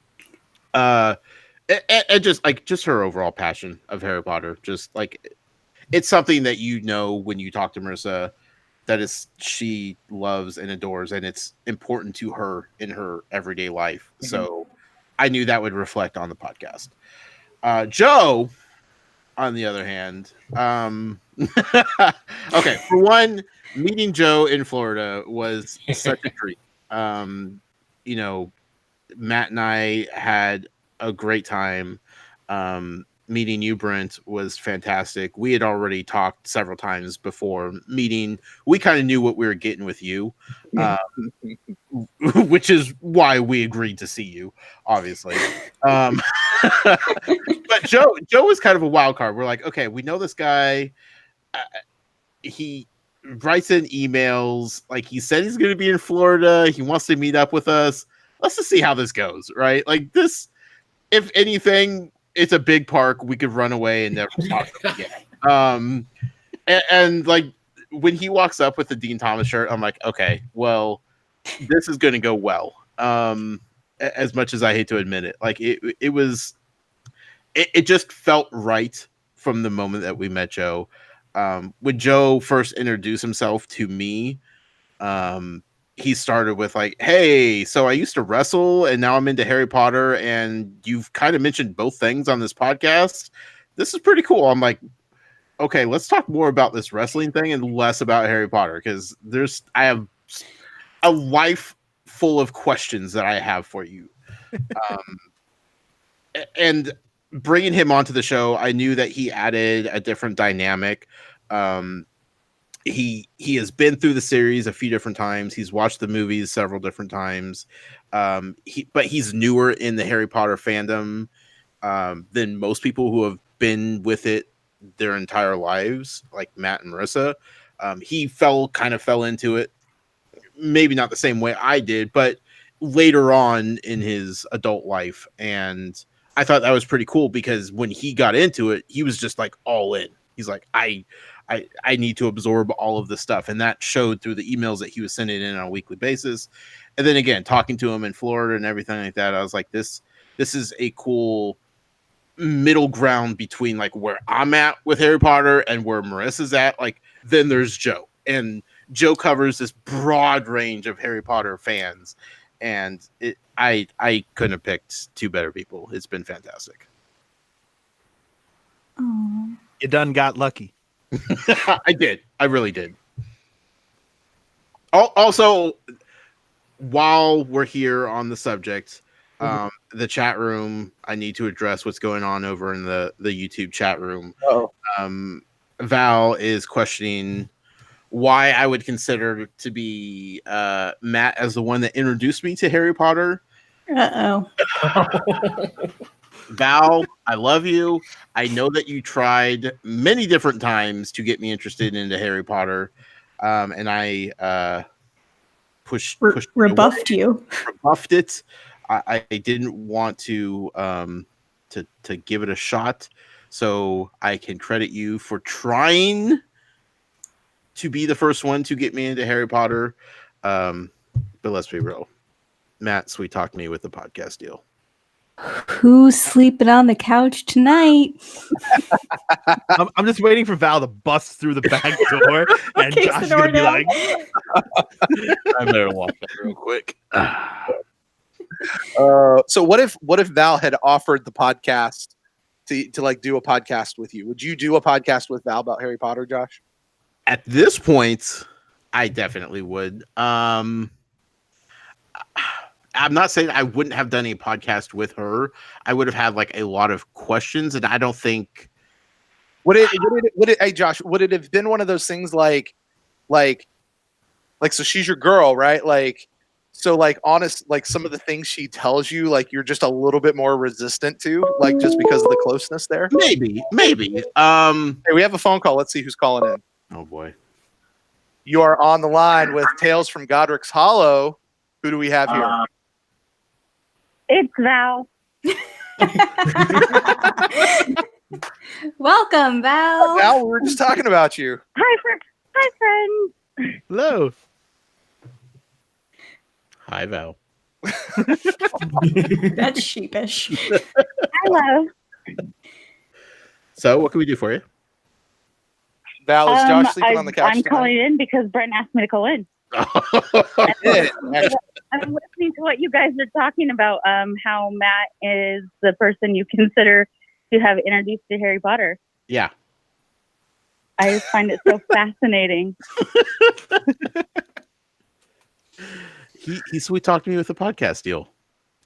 Apparently, the magic words are podcast. You tried hard, and you know I couldn't have gone through the series without you. You were so diligent in reading to me and with me every week, and the first time through the entire series couldn't have been done without you. I still want the Val Striplin audiobook version of the Harry Potter series. Of me trying to do voices. Oh, they're horrific. That's not what we've heard, Val. Or at least the Spark Notes version of it. Just give us a couple of voices. We'll be happy. What's the one? Trelawney? Do the Trelawney voice there, Val. Oh my goodness, I can't do it on the spot. I need a book. I need to read a passage. I can't blindly do a voice. Just make up a prophecy on the go. Go. Oh, I did not realize there was going to be so much pressure. Oh, you got bamboozled. Well, now I'm regretting this phone call. actually, the reason I wanted you to call in is because there's a question that is directed towards you that I wanted to ask. Okay. In this email, it says, "Is Val going to be back on the show anytime during this read through?" Josh won't let me come on the show anymore. That's gonna bring in a lot of emails next week. I think because he has such good, some good, like you guys are really great, and your dynamic is really great. And since I'm not reading the books to him this go round, he's listening to them audio, which is much better voices, character voices. I think that he can get into it more, and I'm a distraction with my voices, and I understand why he couldn't remember some things from the first read through that Marissa was saying she didn't understand, because it's harder when you're doing it with your partner and you guys are together all the time. Like, You say I tune you out. Don't get me wrong. I have begged many times to come on. When are we going to do a movie episode? I can come on. When am I going to get to be on another episode? But I think because there's 3 people now, it can get crowded sometimes. Oh, here you are, episode 150. Boom. You did it. Making her return. All right, Val. This is pretty epic, actually, if you think about it. We got the professor here. We got the new co-host. We got Val. We got Brent on. We got all these different accents from all over the United States. It's crazy. I don't know what you're talking about. I don't have an accent. I don't have an accent. Yeah, and I don't have an accent. How you doing? I think you're the only one with an accent, Joe. Yeah. Except for Joe, I cannot ever hear your accent. Josh is always saying Joe has such a thick accent. I don't hear a thick accent from you. Thank you. I hear Matt, but that's because I've known Matt for a few years now, and there's certain words that I know when Matt says them sound differently to me. But Vague. I don't hear heavy accents from anybody. Sorry. No. No, I'm trying to get Matt to say sorry. I know exactly what you're trying to do. You're not going to get it out of me. He's not falling All for right, it. Val. All right, Val. Well, thank you so much for humoring me and calling in. And it actually, just like Josh, just kept rambling long enough that the phone call worked out. So thank you for calling in. I couldn't memorize the phone number. I had to keep switching screens on my phone, and then I realized I'm watching you guys on our 70-inch TV. Hello, your faces are so big and beautiful. Whoa. And on my phone, but reading the chat through my phone, so it got a little convoluted for a second. There you go. All right, Val. Thank you so much for calling in. I really appreciate it. Of course. Thanks for being so entertaining, everybody. Bye, Val. Bye. And if you guys would like to contribute to the couples therapy fund that we're now going to set up for Josh and Val, you can do that at Tales from Godric's Hollow, patreon.com. Right over there. I would like to apologize for anybody that's looking at my face on a 70-inch screen.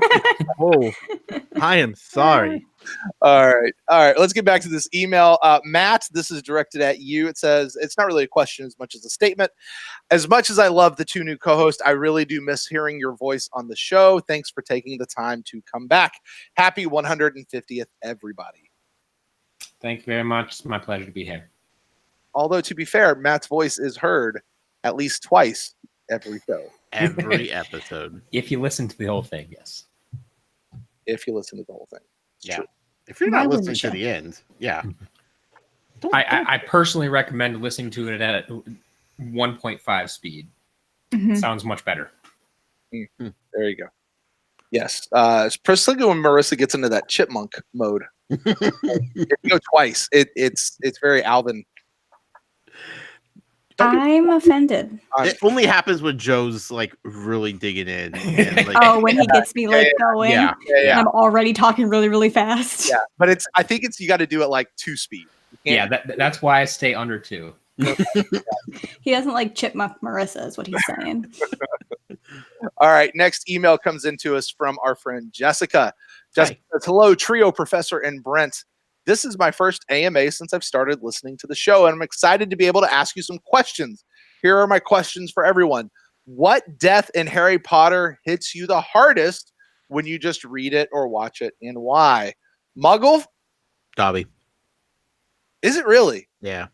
Is it really? Okay. It really is. Like, I think back to like the knife throw and then comes out of it and like just has a knife in him, and it's like, oh my, how could you? It still sucks. It still hurts just thinking about it. We haven't even got to it in the reread again, and I know I'm going to lose it all over. Do you feel like Yes. it's that moment justice in the movies? Yeah, like the movie did it well. Like it visually, it's like if you haven't read the books and you're just watching it, the movie does it perfectly to where you don't know it's coming until it does. Mm-hmm. So, yeah. All right. Marissa, how about you next? What death hit you most? Well, because of the fact that I sob from the scene where Snape gets killed until like the end of the book, Mm-hmm. I think actually the death that hits me the hardest, I would say it's Colin Creevey. I think that's the part in the story where I start sobbing, because he was so young and he didn't need to be there, and he wasn't even supposed to be there. And he's kind of a bumbling character when he starts out, but like he joins Dumbledore's army and he just wants to help out, and then he just dies. And the way it's written in the book is like he was small in death, and I think that just kind of hits you like no matter how big a character is, they all kind of are smaller when they don't have a life force in them anymore. So for whatever reason, the Colin Creevy death always hits me very, very hard for unknown reasons, really. Is it because you're small too? Hey, rude. Rude. But probably. Matt, what about it? What's a death that really get you? I honestly, I think the one that probably hits hardest, as anticlimactic as it plays out, is probably Sirius, because I remember my first time through, I kept on trying to figure out ways that he would come back. I'm like, he can't actually be dead. Like that was just too short of a time. Like they had all these plans for him. Like JK had to be, telling us how what's going to happen in the future. This is all foreshadowing. This is yet to come. He's got to come back somehow. I'm like, how does this veil thing work? Can they go into it? Or did he just transport himself somewhere else and he'll show up eventually? Like, and then it just never does happen. And then, so I think when I get back to that, especially rereading and stuff, it's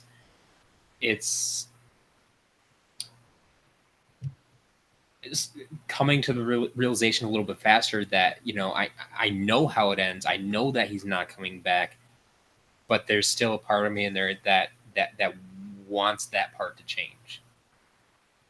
And I think that's why it hurts so much. Yeah. I think for me, and Josh, you wouldn't, this wouldn't be anything you could relate to, unfortunately. And probably Joe, Marissa, you might.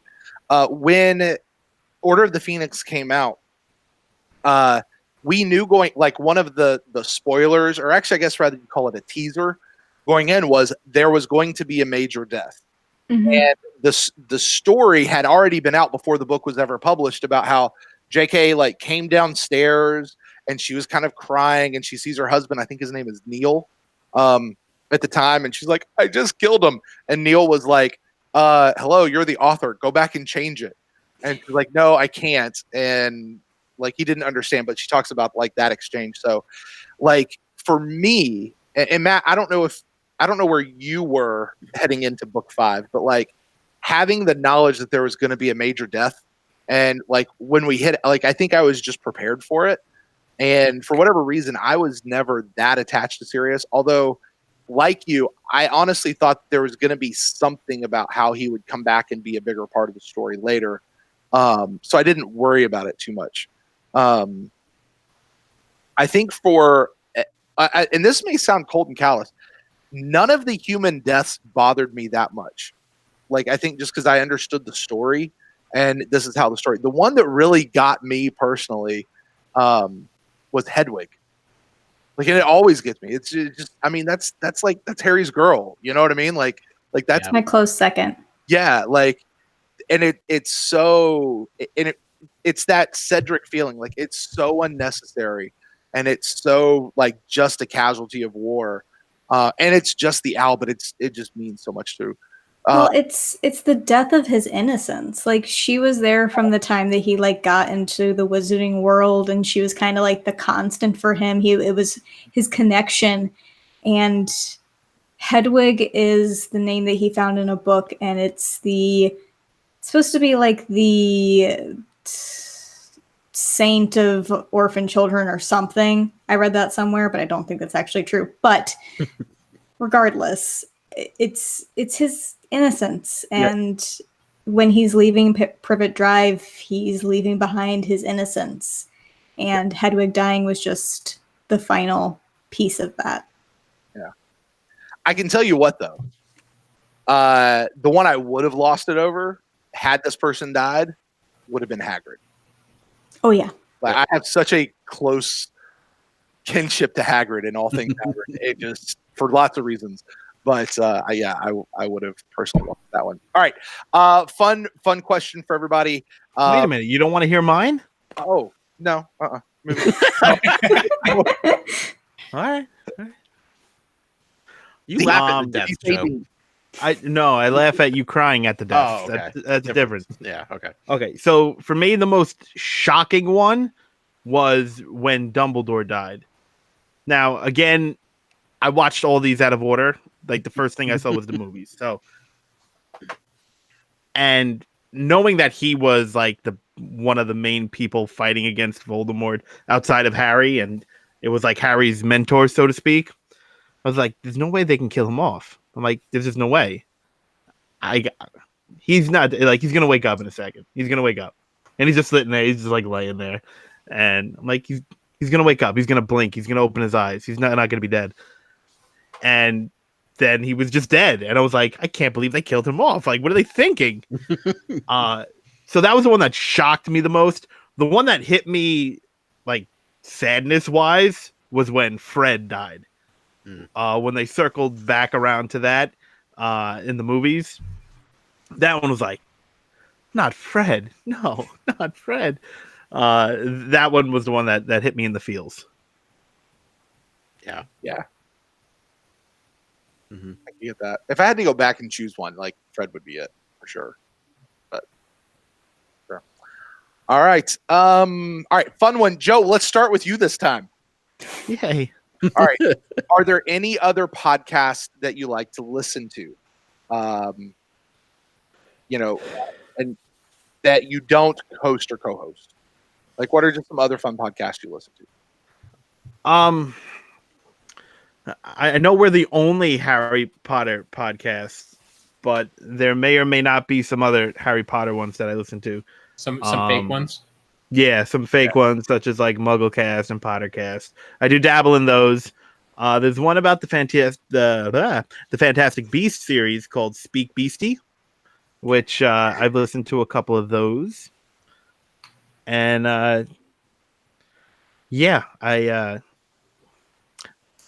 that's basically it. I can't believe I'm learning all this about you, Joe. I'm starting to regret my decision. Remember all those nice things I was saying about you earlier? Yeah. Okay. Just make Take them them written all down. back. They're on my wall. Is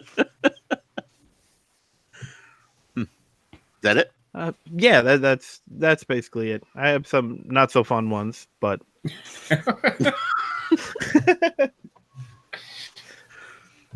Josh, what about it? Oh boy, I listen to podcasts 24/7. I listen to a lot of video game podcasts, a few different comedy podcasts, Comedy Button and the McElroy Brothers, My Brother and Me. I listen to Lore, which is fantastic, about just different strange tales. And then the same guy that does that does another little mini podcast called Cabinet of Curiosities, which is fascinating.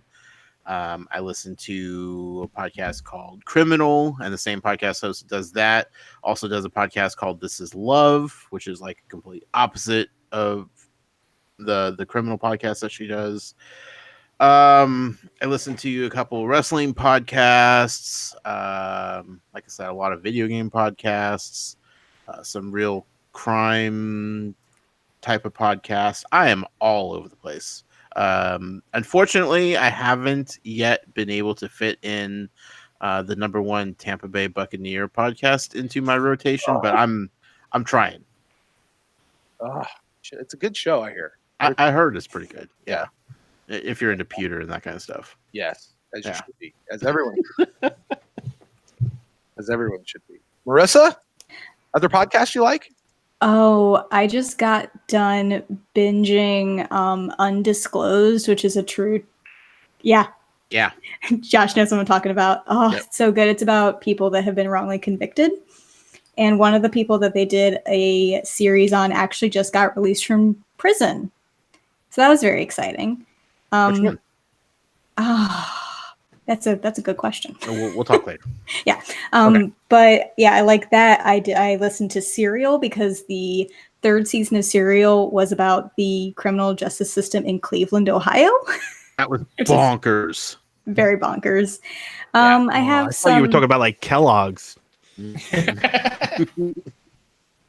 No, as in Serial. Oh, okay. Yeah. There are some non-existent Harry Potter podcasts I listen to. That's Which about weekly? it. Oh wait, no, you co-host that. What? I said which weekly, but no, you co-host that. So Well, yes, and also listen to Chosen, a Buffy the Vampire Slayer watch through because I'm a co-host of that. yeah, that doesn't Do it. count. But yeah, that's about it. Matt, what about it, buddy? As I mentioned early on, I am heavy into D&D right now. So I am binging my way through Critical Role. Brent, I was actually talking to you about this. But Critical Role is a bunch of voice actors out in California who got together and played D&D. So, I mean, not only are they fantastic with their character voices, but they are fantastic storytellers, which roll that together, and it's a fantastic podcast. I mean, Aren't you thinking an animated show? They are, yes. They Okay. just kickstarted an animated series. Yeah, I mean that's how big this thing has gotten. Yeah, I back that. It is going to be fantastic. But yes, Critical Role is a big one out there. I mean, you mentioned Griffin. What's his name? McElroy. Yeah, I mean he does some D&D stuff too. Over on the Adventure Zone. Right. So, I mean, there's a lot of great D&D podcasts out there. I mean, I don't have time to listen to them all because, I mean, very much like Godric's Hollow, Critical Role in itself is very apt to the 3 to 4 hour long episodes. So, it's a lot to listen to, but yeah, that's what's on my plate right now. I have a hard time listening to multiple things at once, so I got to stick to one and just plow through it. Like you, Josh, I just basically live in the podcast world. Yeah. That's all I do. And there's different ones that I listen to depending on the season, like topical ones, whatever show might be in season or something like that. But overall, I very much like the Bald Move catalog of podcasts that are out there. They do all sorts of different ones out there. But they're two guys basically who did what every podcaster's dream is, which is they turn podcasting into a full-time job. And that's what they do. So there's another one that's called Church Stories, which is very funny about just some kids who grew up in church and what it was like doing that. Joe, you'd probably very, very much appreciate it. But you know, there's another one, and I've mentioned it on the show before, In Session Film, which was actually the podcast that I got my podcasting started on.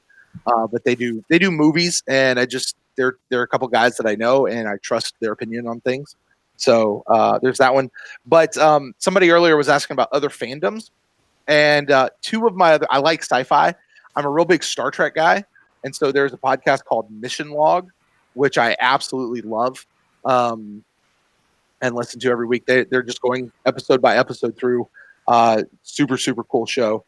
And then there's another one. If anyone likes the show Stargate SG-1, love that show. I see Matt kind of flipping around over there. There's a podcast that actually, it's very similar to this show, Tales from Godric's Hollow, in that there is a person who has seen every episode, like a super expert, and a person who's going through for the very first time. So like she's a muggle. It's two girls. She's a muggle, and then there's a professor, and they're going through the Stargate series. It's called No Place Like Terra. Although the audio quality is not nearly as good as yours is here, Josh and Matt, and for when you guys started, and now Marissa and Joe. So there you go. So yeah, there's so many podcasts out there, and there by the end of the week, like by like Friday afternoon, Friday night, I'll usually sit there and be like, I didn't listen to any music at all week. It's just nonstop podcasts, just not, and it drives me crazy. And sometimes I'll be like, you know what, I'm going to listen to some music, and then I immediately just start thinking about all the podcasts that are like just building up because they're just automatically downloading, and I'll look at how many I have in the backlog. I'm like, oh god, I need to stop. Time to get on it. Podcasts are fun. Yeah. There you go. Absolutely. All right. She says Ravenclaw out. That was Jessica. All right, next email comes into us from Matt. Hi, Matt. Matt A. Oh. AKA the Catskill Hiker. He says, to all, the previous professor, the current crew, and the honorable host. He says, my question, although not Potter related, is if you were a chocolate in a box of chocolates, what would you be and why? Talk about and ask me anything. They know how these work, apparently. There you go. Marissa, a chocolate and a box of chocolates. What would you be and why? To give you guys time to think, Matt actually answers the question himself. So I'll read his answer. Okay. It says, I would be white chocolate and toasted coconut covered in macadamia nut. Or covered macadamia nut. White chocolate and toast coconut to represent my fair complexion and my red hair. And the macadamia nut because I think of myself as exotic, yet slightly nutty. That's in depth. Yeah. I would say anything without coconut in it. You ain't lying. Coconut was not going in mine.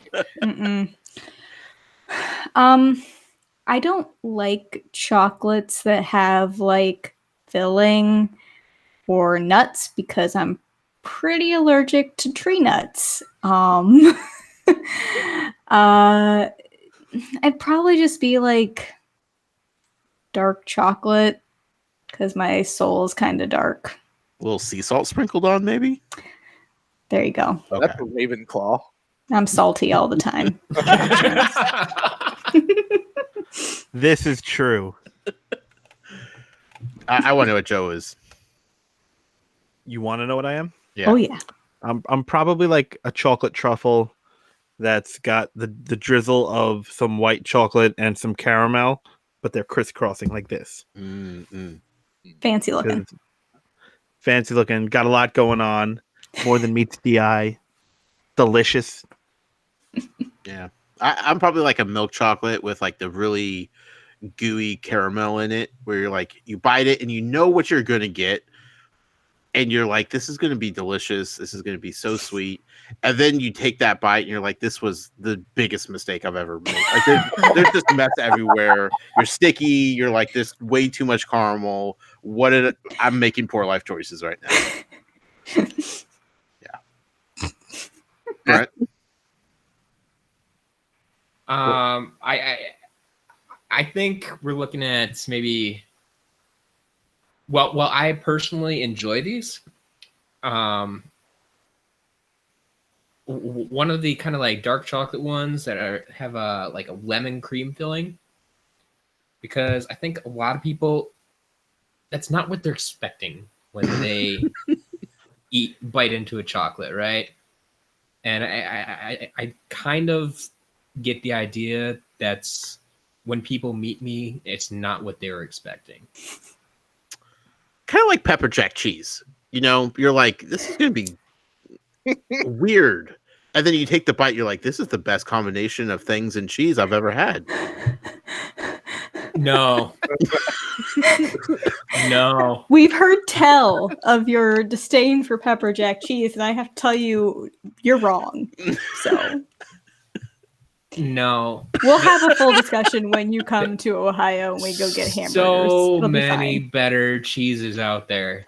So many better cheeses. False. See, I feel like I now need to visit Matt in Wisconsin and go on a cheese tour. Is there such a thing? In Wisconsin. We have cheese houses. We have cheese castles. We can go to the grocery store. You'll probably see more cheese at any given grocery store in Wisconsin than you've seen in your lifetime.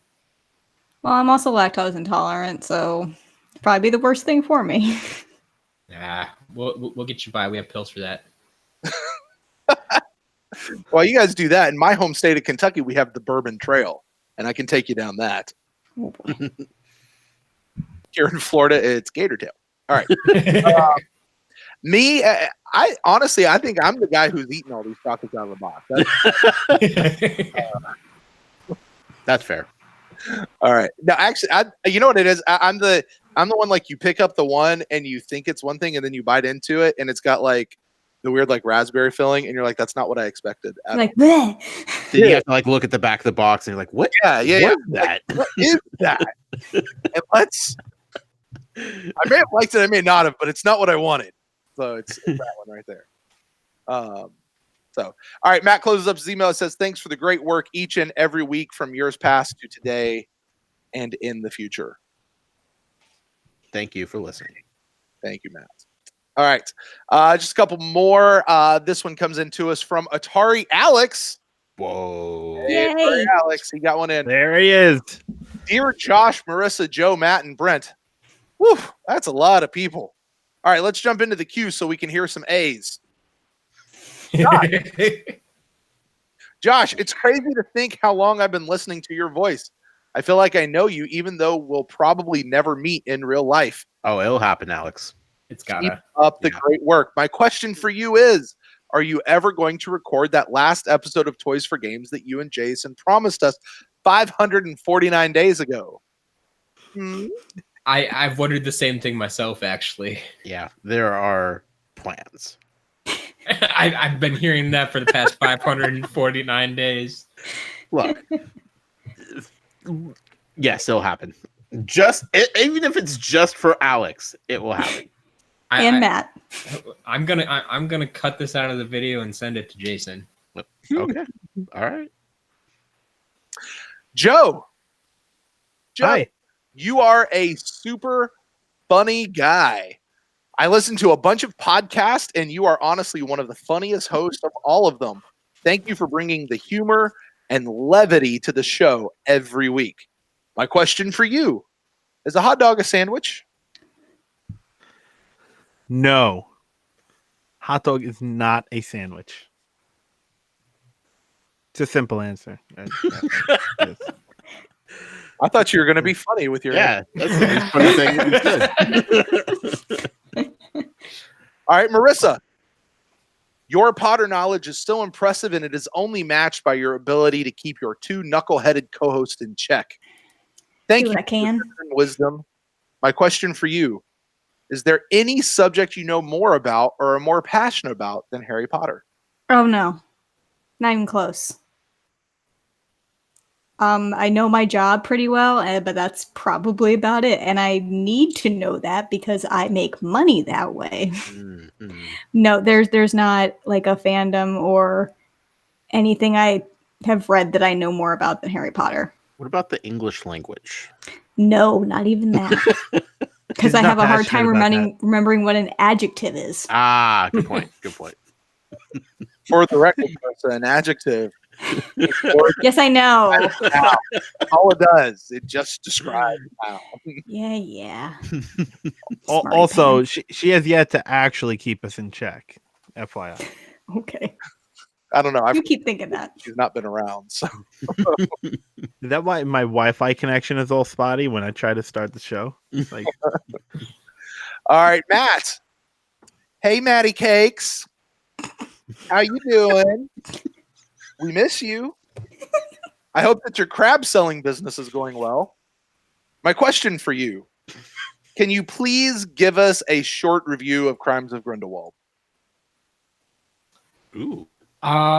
Yeah, I am actually very proud of JK for putting out the product that she did.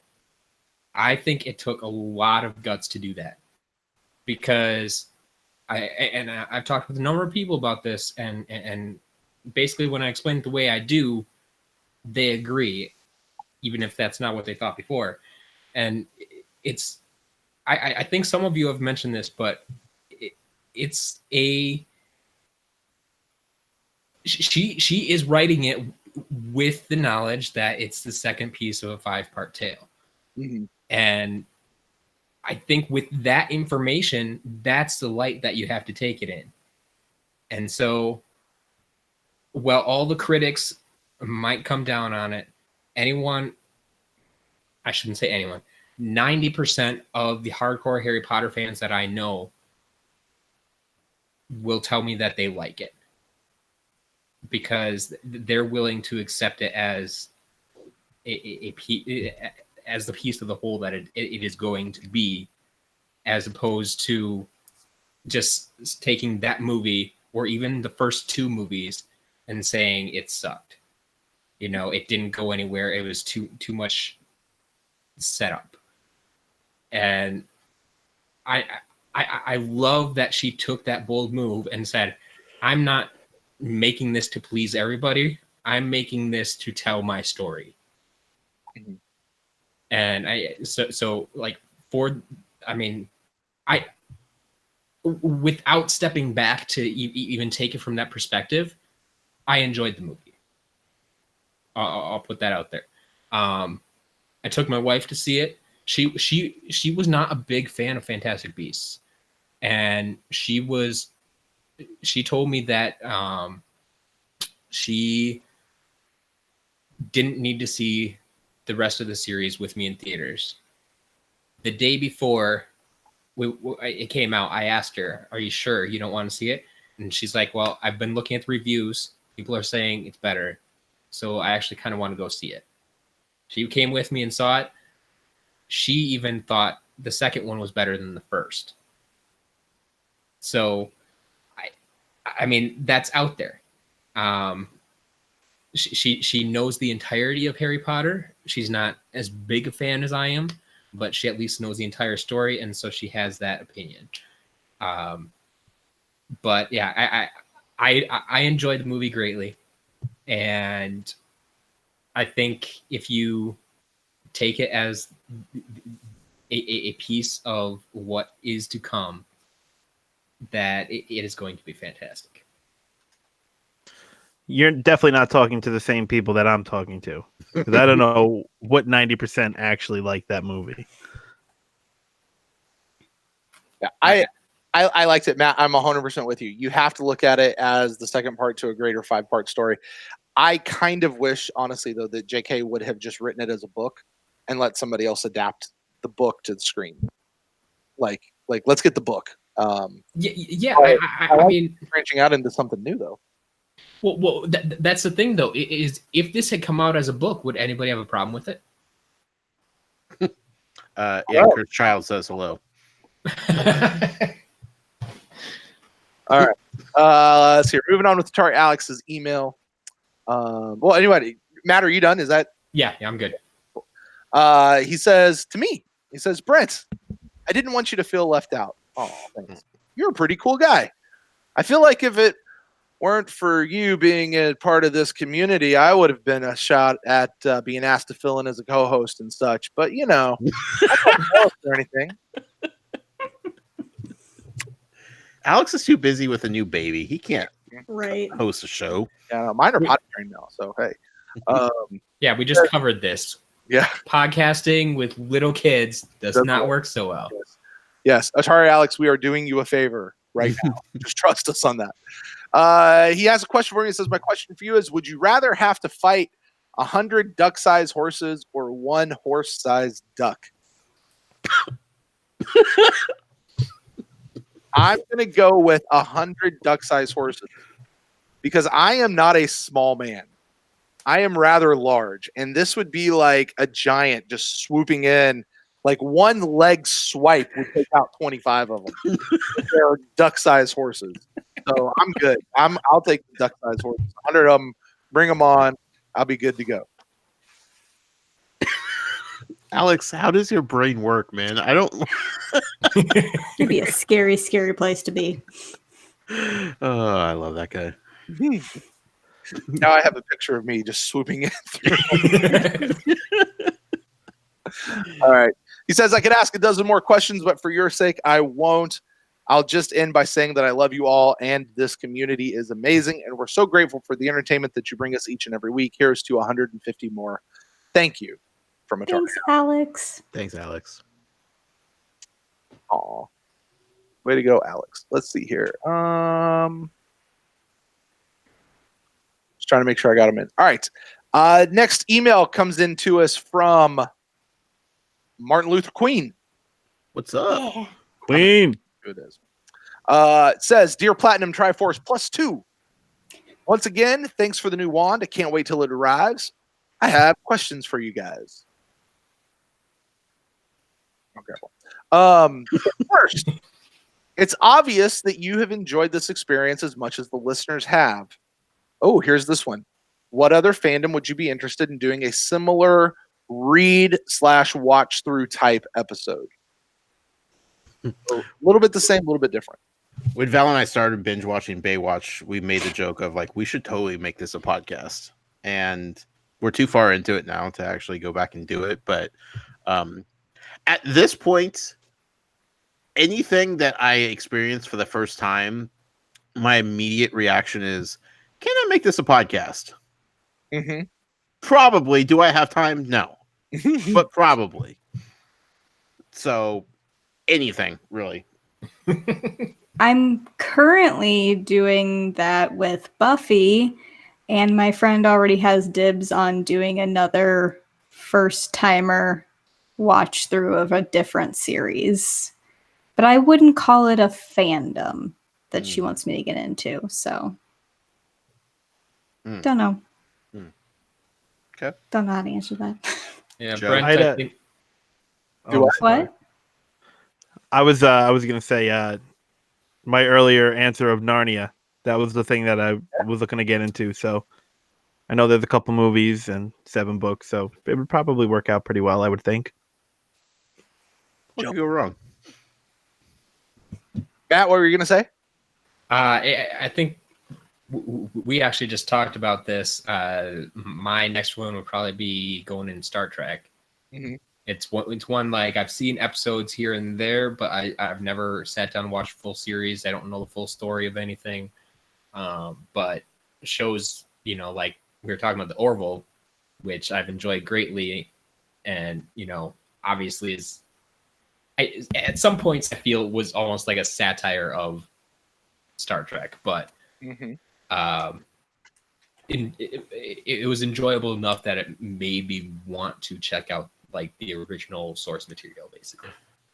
Picard's coming back.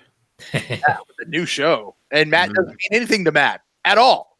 But yes, I'm super excited. Yeah. I see that look on your face, Brent. Oh,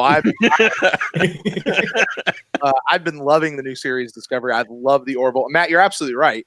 The Orville it's a satire, but it's done from a person in Seth MacFarlane who is an admitted very, very, very big Trekkie.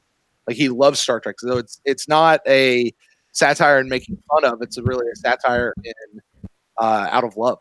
So I'm with it. So Matt, I'm there for that podcast as well. For me, Gilmore Girls. That's the one I want to go through. Yeah. Yeah. So good. Yeah. I love that show. I just do. I fully do. I love that show. Good. All right. Second question from Martin Luther the Queen. It says, once we reach that terrible day when this reread is over and done, have y'all considered reading and reviewing the James Potter series? It isn't canon, but it is a fun read/listen and touches on a couple of topics you haven't discussed in the past, or you have discussed in the past. I don't know. We haven't discussed it, and I've never read it, so I don't even know if it would be worth it, to be honest.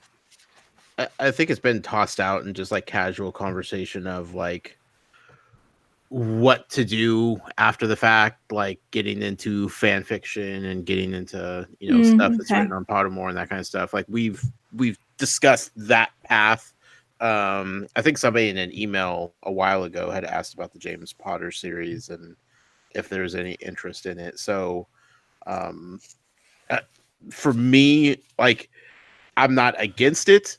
My problem is I don't remember it exists until someone mentions it again. So I really need to get through this reread and then like honestly give Pottermore like just like the full on shakedown of what's happening and like start really digging into the fanfic.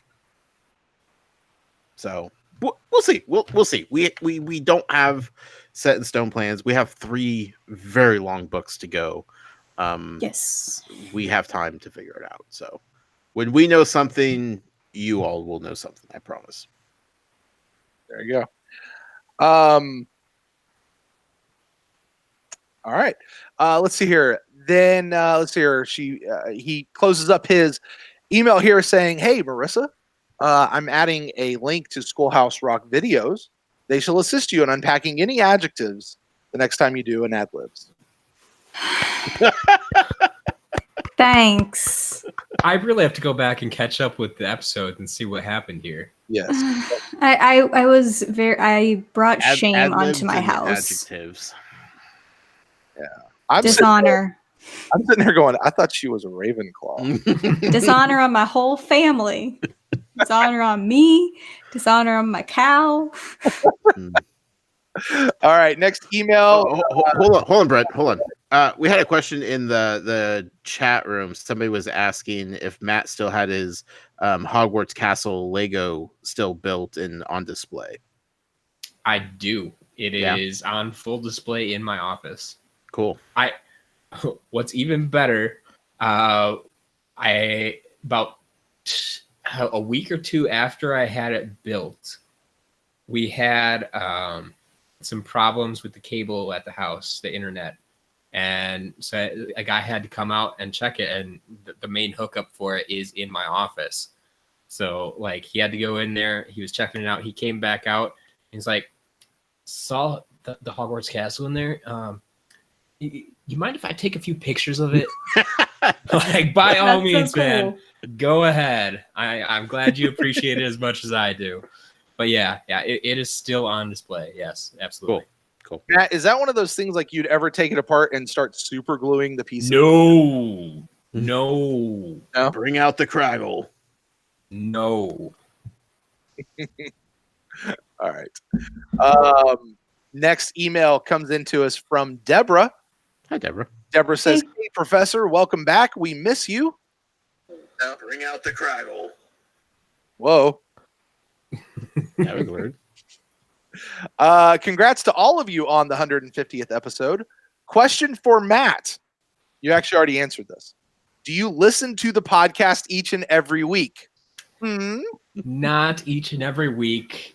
Like I said, I binge stuff as I travel around the country now for my tournaments and such. That's when I get most of my podcast listening in, and so it's usually every few weeks I will catch up on Tales from Godric's Hollow and then jump back into whatever else I'm listening to. It's okay, Matt. We know you're busy. I appreciate your understanding. And then this question is for everyone. If money were no object, Muggle, we'll start with you on this one. If money were no object, where would you most like to visit? Like number one place or like top 5? Greece, Japan, Australia / New Zealand, because it's one place. Except New Zealand's probably prettier and less. Not scary. the same place. I mean, Not even area. the same country. Same area. Is it same part of the world? State of Australia. No. It's its own No. country. Don't let Mel hear you say that. No. But it's close enough to where, like, if I go to Australia, I could easily just go to New Zealand at the same time. You could probably just swim there. Pretty much, yeah. Good luck. Brazil would be fun, I think. I'm getting more and more interested in the European countries, so maybe those. But Egypt, I definitely want to go to as well. Joe, I could see you as a curse breaker, Josh. Thanks. Going to the tombs. All over Europe, basically. Definitely want to get to London, England. I know that's the same place. I didn't mean that to say it separately. New York. Ireland, Scotland, Italy, Greece, Bora Bora. You just want to backpack across Europe, is what you're saying? Basically, that's like the one trip I would like to do. I probably am not going to be able to do it in like a month backpack tour, as you said. I'll have to do it in spurts, but I do want to do it eventually. I want to hit Paris. Cool. Yeah. Marissa. Italy. I love just Italy. Can't imagine a more beautifully steeped in history and mythology place than Italy, except for probably Greece. But yeah, I've always wanted to go to Italy, and that's where I would go if I had the money, and I don't ever have the money, so there's that. Fair enough. Somebody wants to fund me going to Italy. We can chat. Leon. If he's listening, he should be. Matt, since Brent's shirking his duties. I'm personally, I like to go to countries where I can guarantee that the people are going to speak English. So that limits my choices a little bit, but I guess high on my list are there's a lot of stuff I do want to see in England, so that's probably next, especially since I haven't been there yet. But Australia is still high on the list as well because I was there once, but definitely did not get to spend enough time to see it all appropriately. So it's beautiful. Yeah, I mean, without money being a problem, take me back there, spend a lot of time over there. So also, just to clarify, like Matt, you and I have talked about this before, and I've called you out on this. It's not because you don't want to deal with people that don't speak English. It's 100% you don't want to put in any time or effort into learning another language. So convenience-wise, that's why. Yes. I don't want people to like listen to this and be like, wow, okay, Matt is totally against anybody that doesn't speak English. Like, no. Just the way it came out, I was like, oh god. Okay. I'm sorry if that came off the wrong way, and you got me to say the word now, but it's people always make a big deal about foreigners that come to our country and how they can't speak English. And it's like, I don't want to be that guy who goes to a foreign country and is like, why don't you speak my language? Sure. So yeah, it's like, I don't expect them, if they're not native English speakers, to, cater to me, the tourist, bending over backwards to please me and make me comfortable there. So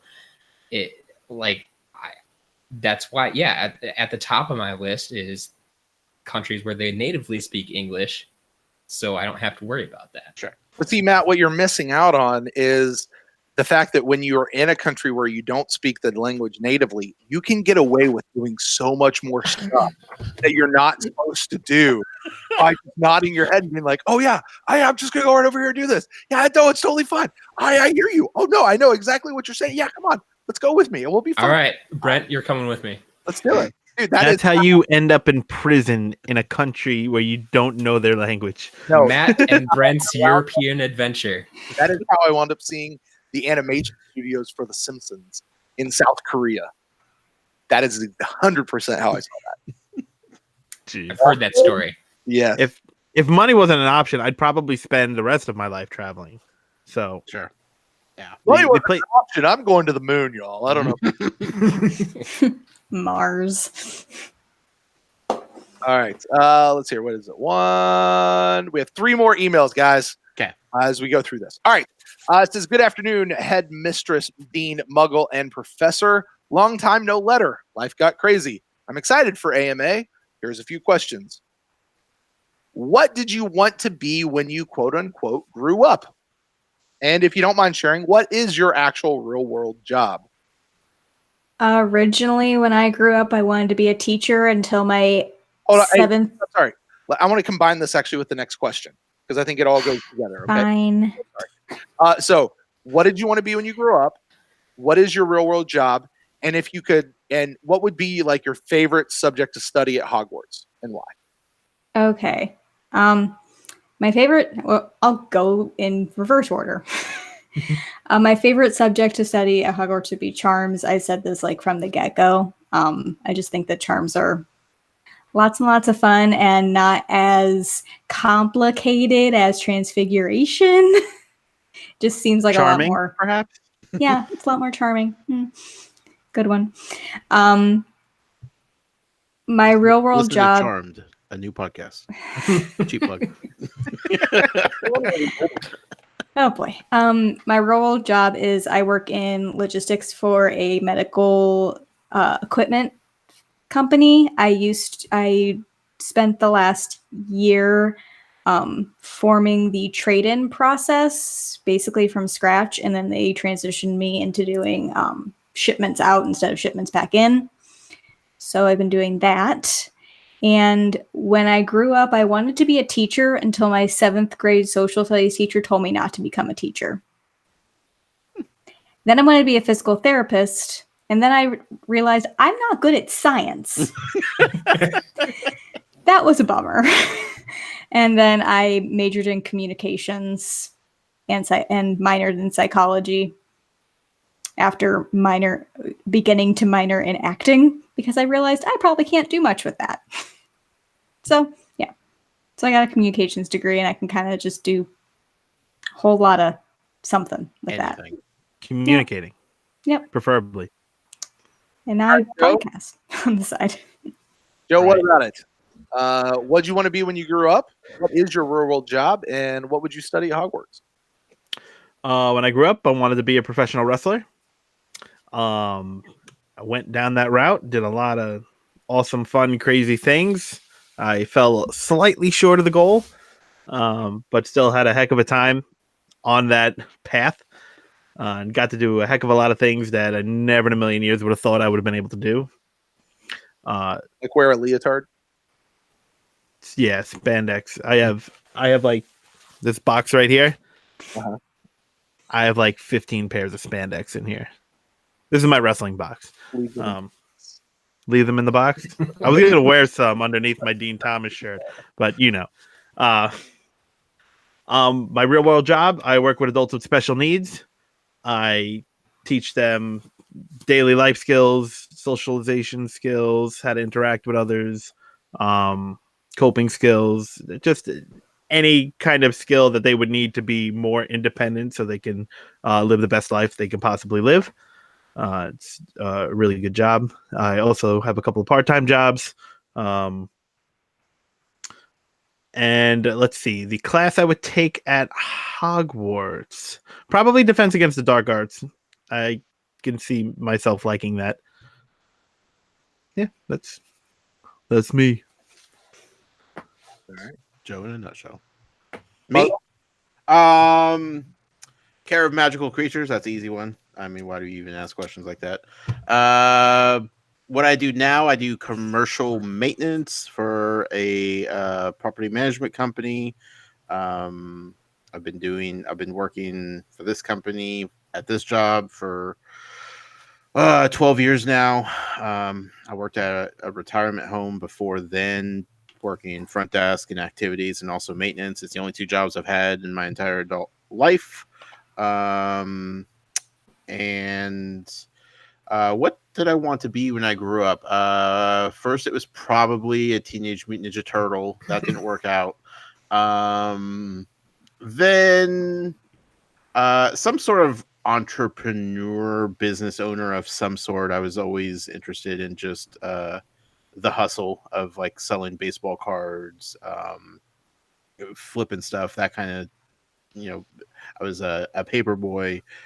Being just independently financially okay at a young age was important to me, and it seemed like it was something I could do further on.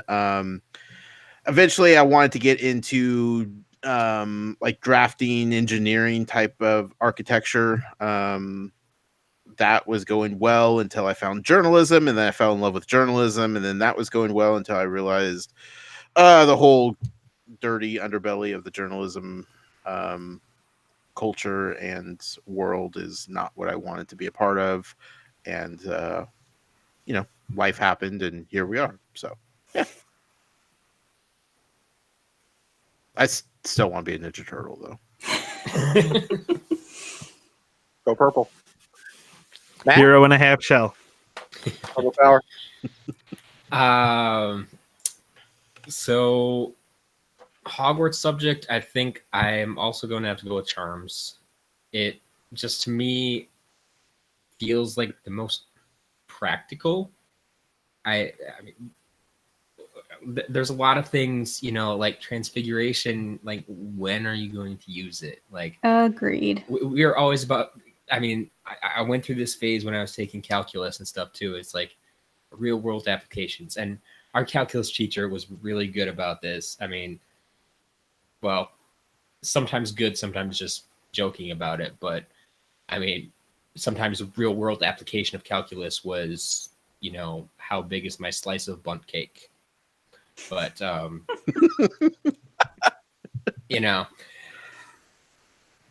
as for what did I want to be when I grew up, I don't vividly recall like when I was growing up really wanted to be something. What I always come back to is I have this book somewhere. I think it's from when I was in 4th grade. So I would have been like 10 years old. And one of the questions was like, where do you see yourself, or what job do you want to have in, it's either like 15 or 20 years. And so we picture that would put me at like 25 or 30. And I'm pretty sure I wrote down working at McDonald's. Oh, Matt. So dream big, Matt. Dream big. You see, I back then growing up, I didn't really have those big ambitions. Apparently, Sure. I mean, managers don't do well at McDonald's. I really just don't know what to tell you there. I really do wish I had latched on to what I do now. Really, the entrepreneur type thing. Building websites, whether they be informational or now I've moved into more online retail sort of stuff. But like I started tinkering with websites when I was, 12, 13, 14 years old. And for whatever reason, it never clicked with me that, hey, you could and probably should go to school for this. Yeah. And that's something I never did. I think it was the result of some like aptitude test or something I took in high school that told me I should be an engineer. And so I went to school 1 year for civil engineering. And it's like, that's kind of what I told myself. That's what I wanted to do. But passion wasn't there at all. And so that just did not work out. But yeah, I've found where I want to be, what I want to do now. And I am very happy with the path I'm on right now, even though, I mean, I'm still trying to nail down that kind of more evergreen niche. Than right now I'm at a point where I'm on a new project every 2 to 3 years, but I'm happy about it. You're living your best life, Matt. This is what I enjoy. Yeah, absolutely. Yeah, good for you. All right. One question. Actually, this is good for any of you. Any further word on you guys doing a panel at LinkyCon? No official word yet. Deadline for submissions is June 7th, so we won't know anything until after that. Did we submit? Okay. Because I didn't. So that's all on you, Josh. Josh is very good about submitting these things. Okay, good. Yeah. They just won't he make is, any, because I'm not. Yeah, they just don't make any decisions and start like doling out the submission, the actual panels until all submissions are in, and then they could go through them all. So I'm not a paperwork girl. We've been through this process for previous conventions with some of his previous podcasts. So the waiting game between submission deadline and finding out is the absolute worst. But there's nothing you can do about it. So when we know something, you all will know something. Well, shortly after, maybe a couple days. Maybe we'll see. Whatever the next show is, probably. or we'll just make a special episode for it. Who knows? Yeah, there you go. Butterbeer banter. How did we get a panel at LeakyCon? Oh God, what do we have to do now? We actually have to do something. Maybe that could be our panel. How to get a panel at LeakyCon. Inception. Step 1. Start a podcast. All right. Give me in. Mel sends us our next email all the way from Australia. What? Says, I know. She says, hi, gang. She has email? It's been great listening to you all. I know I don't message much anymore, but I am still here and I still love you all. It's good to hear your voice again, Matt. Don't really have a question. I just wanted to say hi and Remember that we will all be partying in Boston. It's gonna be so fun. Yeah. If I can out her, I'm pretty sure this email was sent while we were reading Atari Alex's. And there was a conversation in the chat room that said, hey, I'm going to send an email just so Atari Alex isn't the last one. That's the most Mel thing. Yeah. Yeah. Pretty sure that was the impetus for this email. Sorry to out you there, Mel. All right. Final email of the night comes from Matthew. There's a That's lot like of the maths. third or fourth one. This might be the same one from the very beginning. It says, Josh, This is other Matthew. $1 million right now, but you can never be on nor listen to another podcast again. Do you take it? Listen to You can never Or be on. or listen to another podcast again for $1 million? for $1 million. Yeah, I'm done. I'm out. All right, everybody. That's gonna wrap up. I gotta look out for my family. If I could make $1 million from doing this and walk away from the podcast game forever, easy choice. I'll go back to music. No big deal. Bye, guys. Love you. Oh, I'll text you. R.I.P. Can't say I blame you. All right, well, guys, that truly was. That was our final email. It's a good way to end it. We did it. There it is. That is episode 150. To you guys, the host, Matt, the former host, Marissa, Josh, and Joe, the current host. I feel like I do this every time I get a chance to, and I'm going to do it again. On behalf of the community, guys, thank you. This is a fantastic show. We definitely all love it. So thank you for what you do. And truly, here is to however many episodes are left in the future. 150. To go 300 episodes, guys, that would be a feat. Done. A feat. Well, that should take us right past the end of Order of the Phoenix. So All right, guys. Listen, the place to get in touch with everybody on the show, if you guys want to. Wait, is there anything else we're forgetting? You got a giveaway to give away next week, or are we going to start that fresh with the new? Let's see here. Boy, I hadn't even considered that. I'm so excited for 150. Yeah, I'll start a new one next week. We'll start doing next week. That sounds good to me. Yeah. Listen, community members, remember chapters 1 through 3, Order of the Phoenix. Don't forget to read it. Do your homework. Send in your emails to talesfromgodricshollow@gmail.com. Find the show on the web at talesfromgodricshollow.com. You'll get all the show notes, all the links that we get, and all that kind of stuff that goes out there. Matt, thank you so much for coming back on the show. Why don't you tell the folks where they can find you on the internet if they don't know? Nowadays, you can always find me on Twitter at As a Matter of Matt. Otherwise, I do have a few other projects, as Atari Alex gracefully mentioned. Deliverycrab.com is my big project right now. It'll probably be spinning. It'll still be around. It's currently Lightseekers focused, but it will be adding on a few other things shortly, I'm sure. Other than that, yeah, just hit me up if you have questions about anything else I'm doing, and I will be very happy to talk to you about anything I'm working on. And Marissa, where can the folks find you out there? If they want to hit me up on Twitter or Instagram, I'm at Rissaru312. If they want to listen to me and Mel, who wrote in, talk about Buffy the Vampire Slayer, they can find our podcast network at mmpodcastnetwork.com. And Joe? you can find me on Instagram and the Twitter at Custom Vinyl Lush. And Muggle. You can find me on Twitter at The Noise, that's with a Y. And then follow the show on all the social media channels at Tales from GH. Instagram is Tales from Godric's Hollow. Facebook is facebook.com/Tales from Godric's Hollow. The website is talesfromgodricshollow.com. Email talesfromgodricshollow@gmail.com. And if you'd like to support us, like so many of you amazing people do, you could do so over on Patreon, patreon.com/Tales from Godric's Hollow. Brent, Do it. where can the people find you at? If you guys want to get in touch with me, you can find me on Twitter or on Instagram at Brent Allen Live. Would love to connect with you guys there.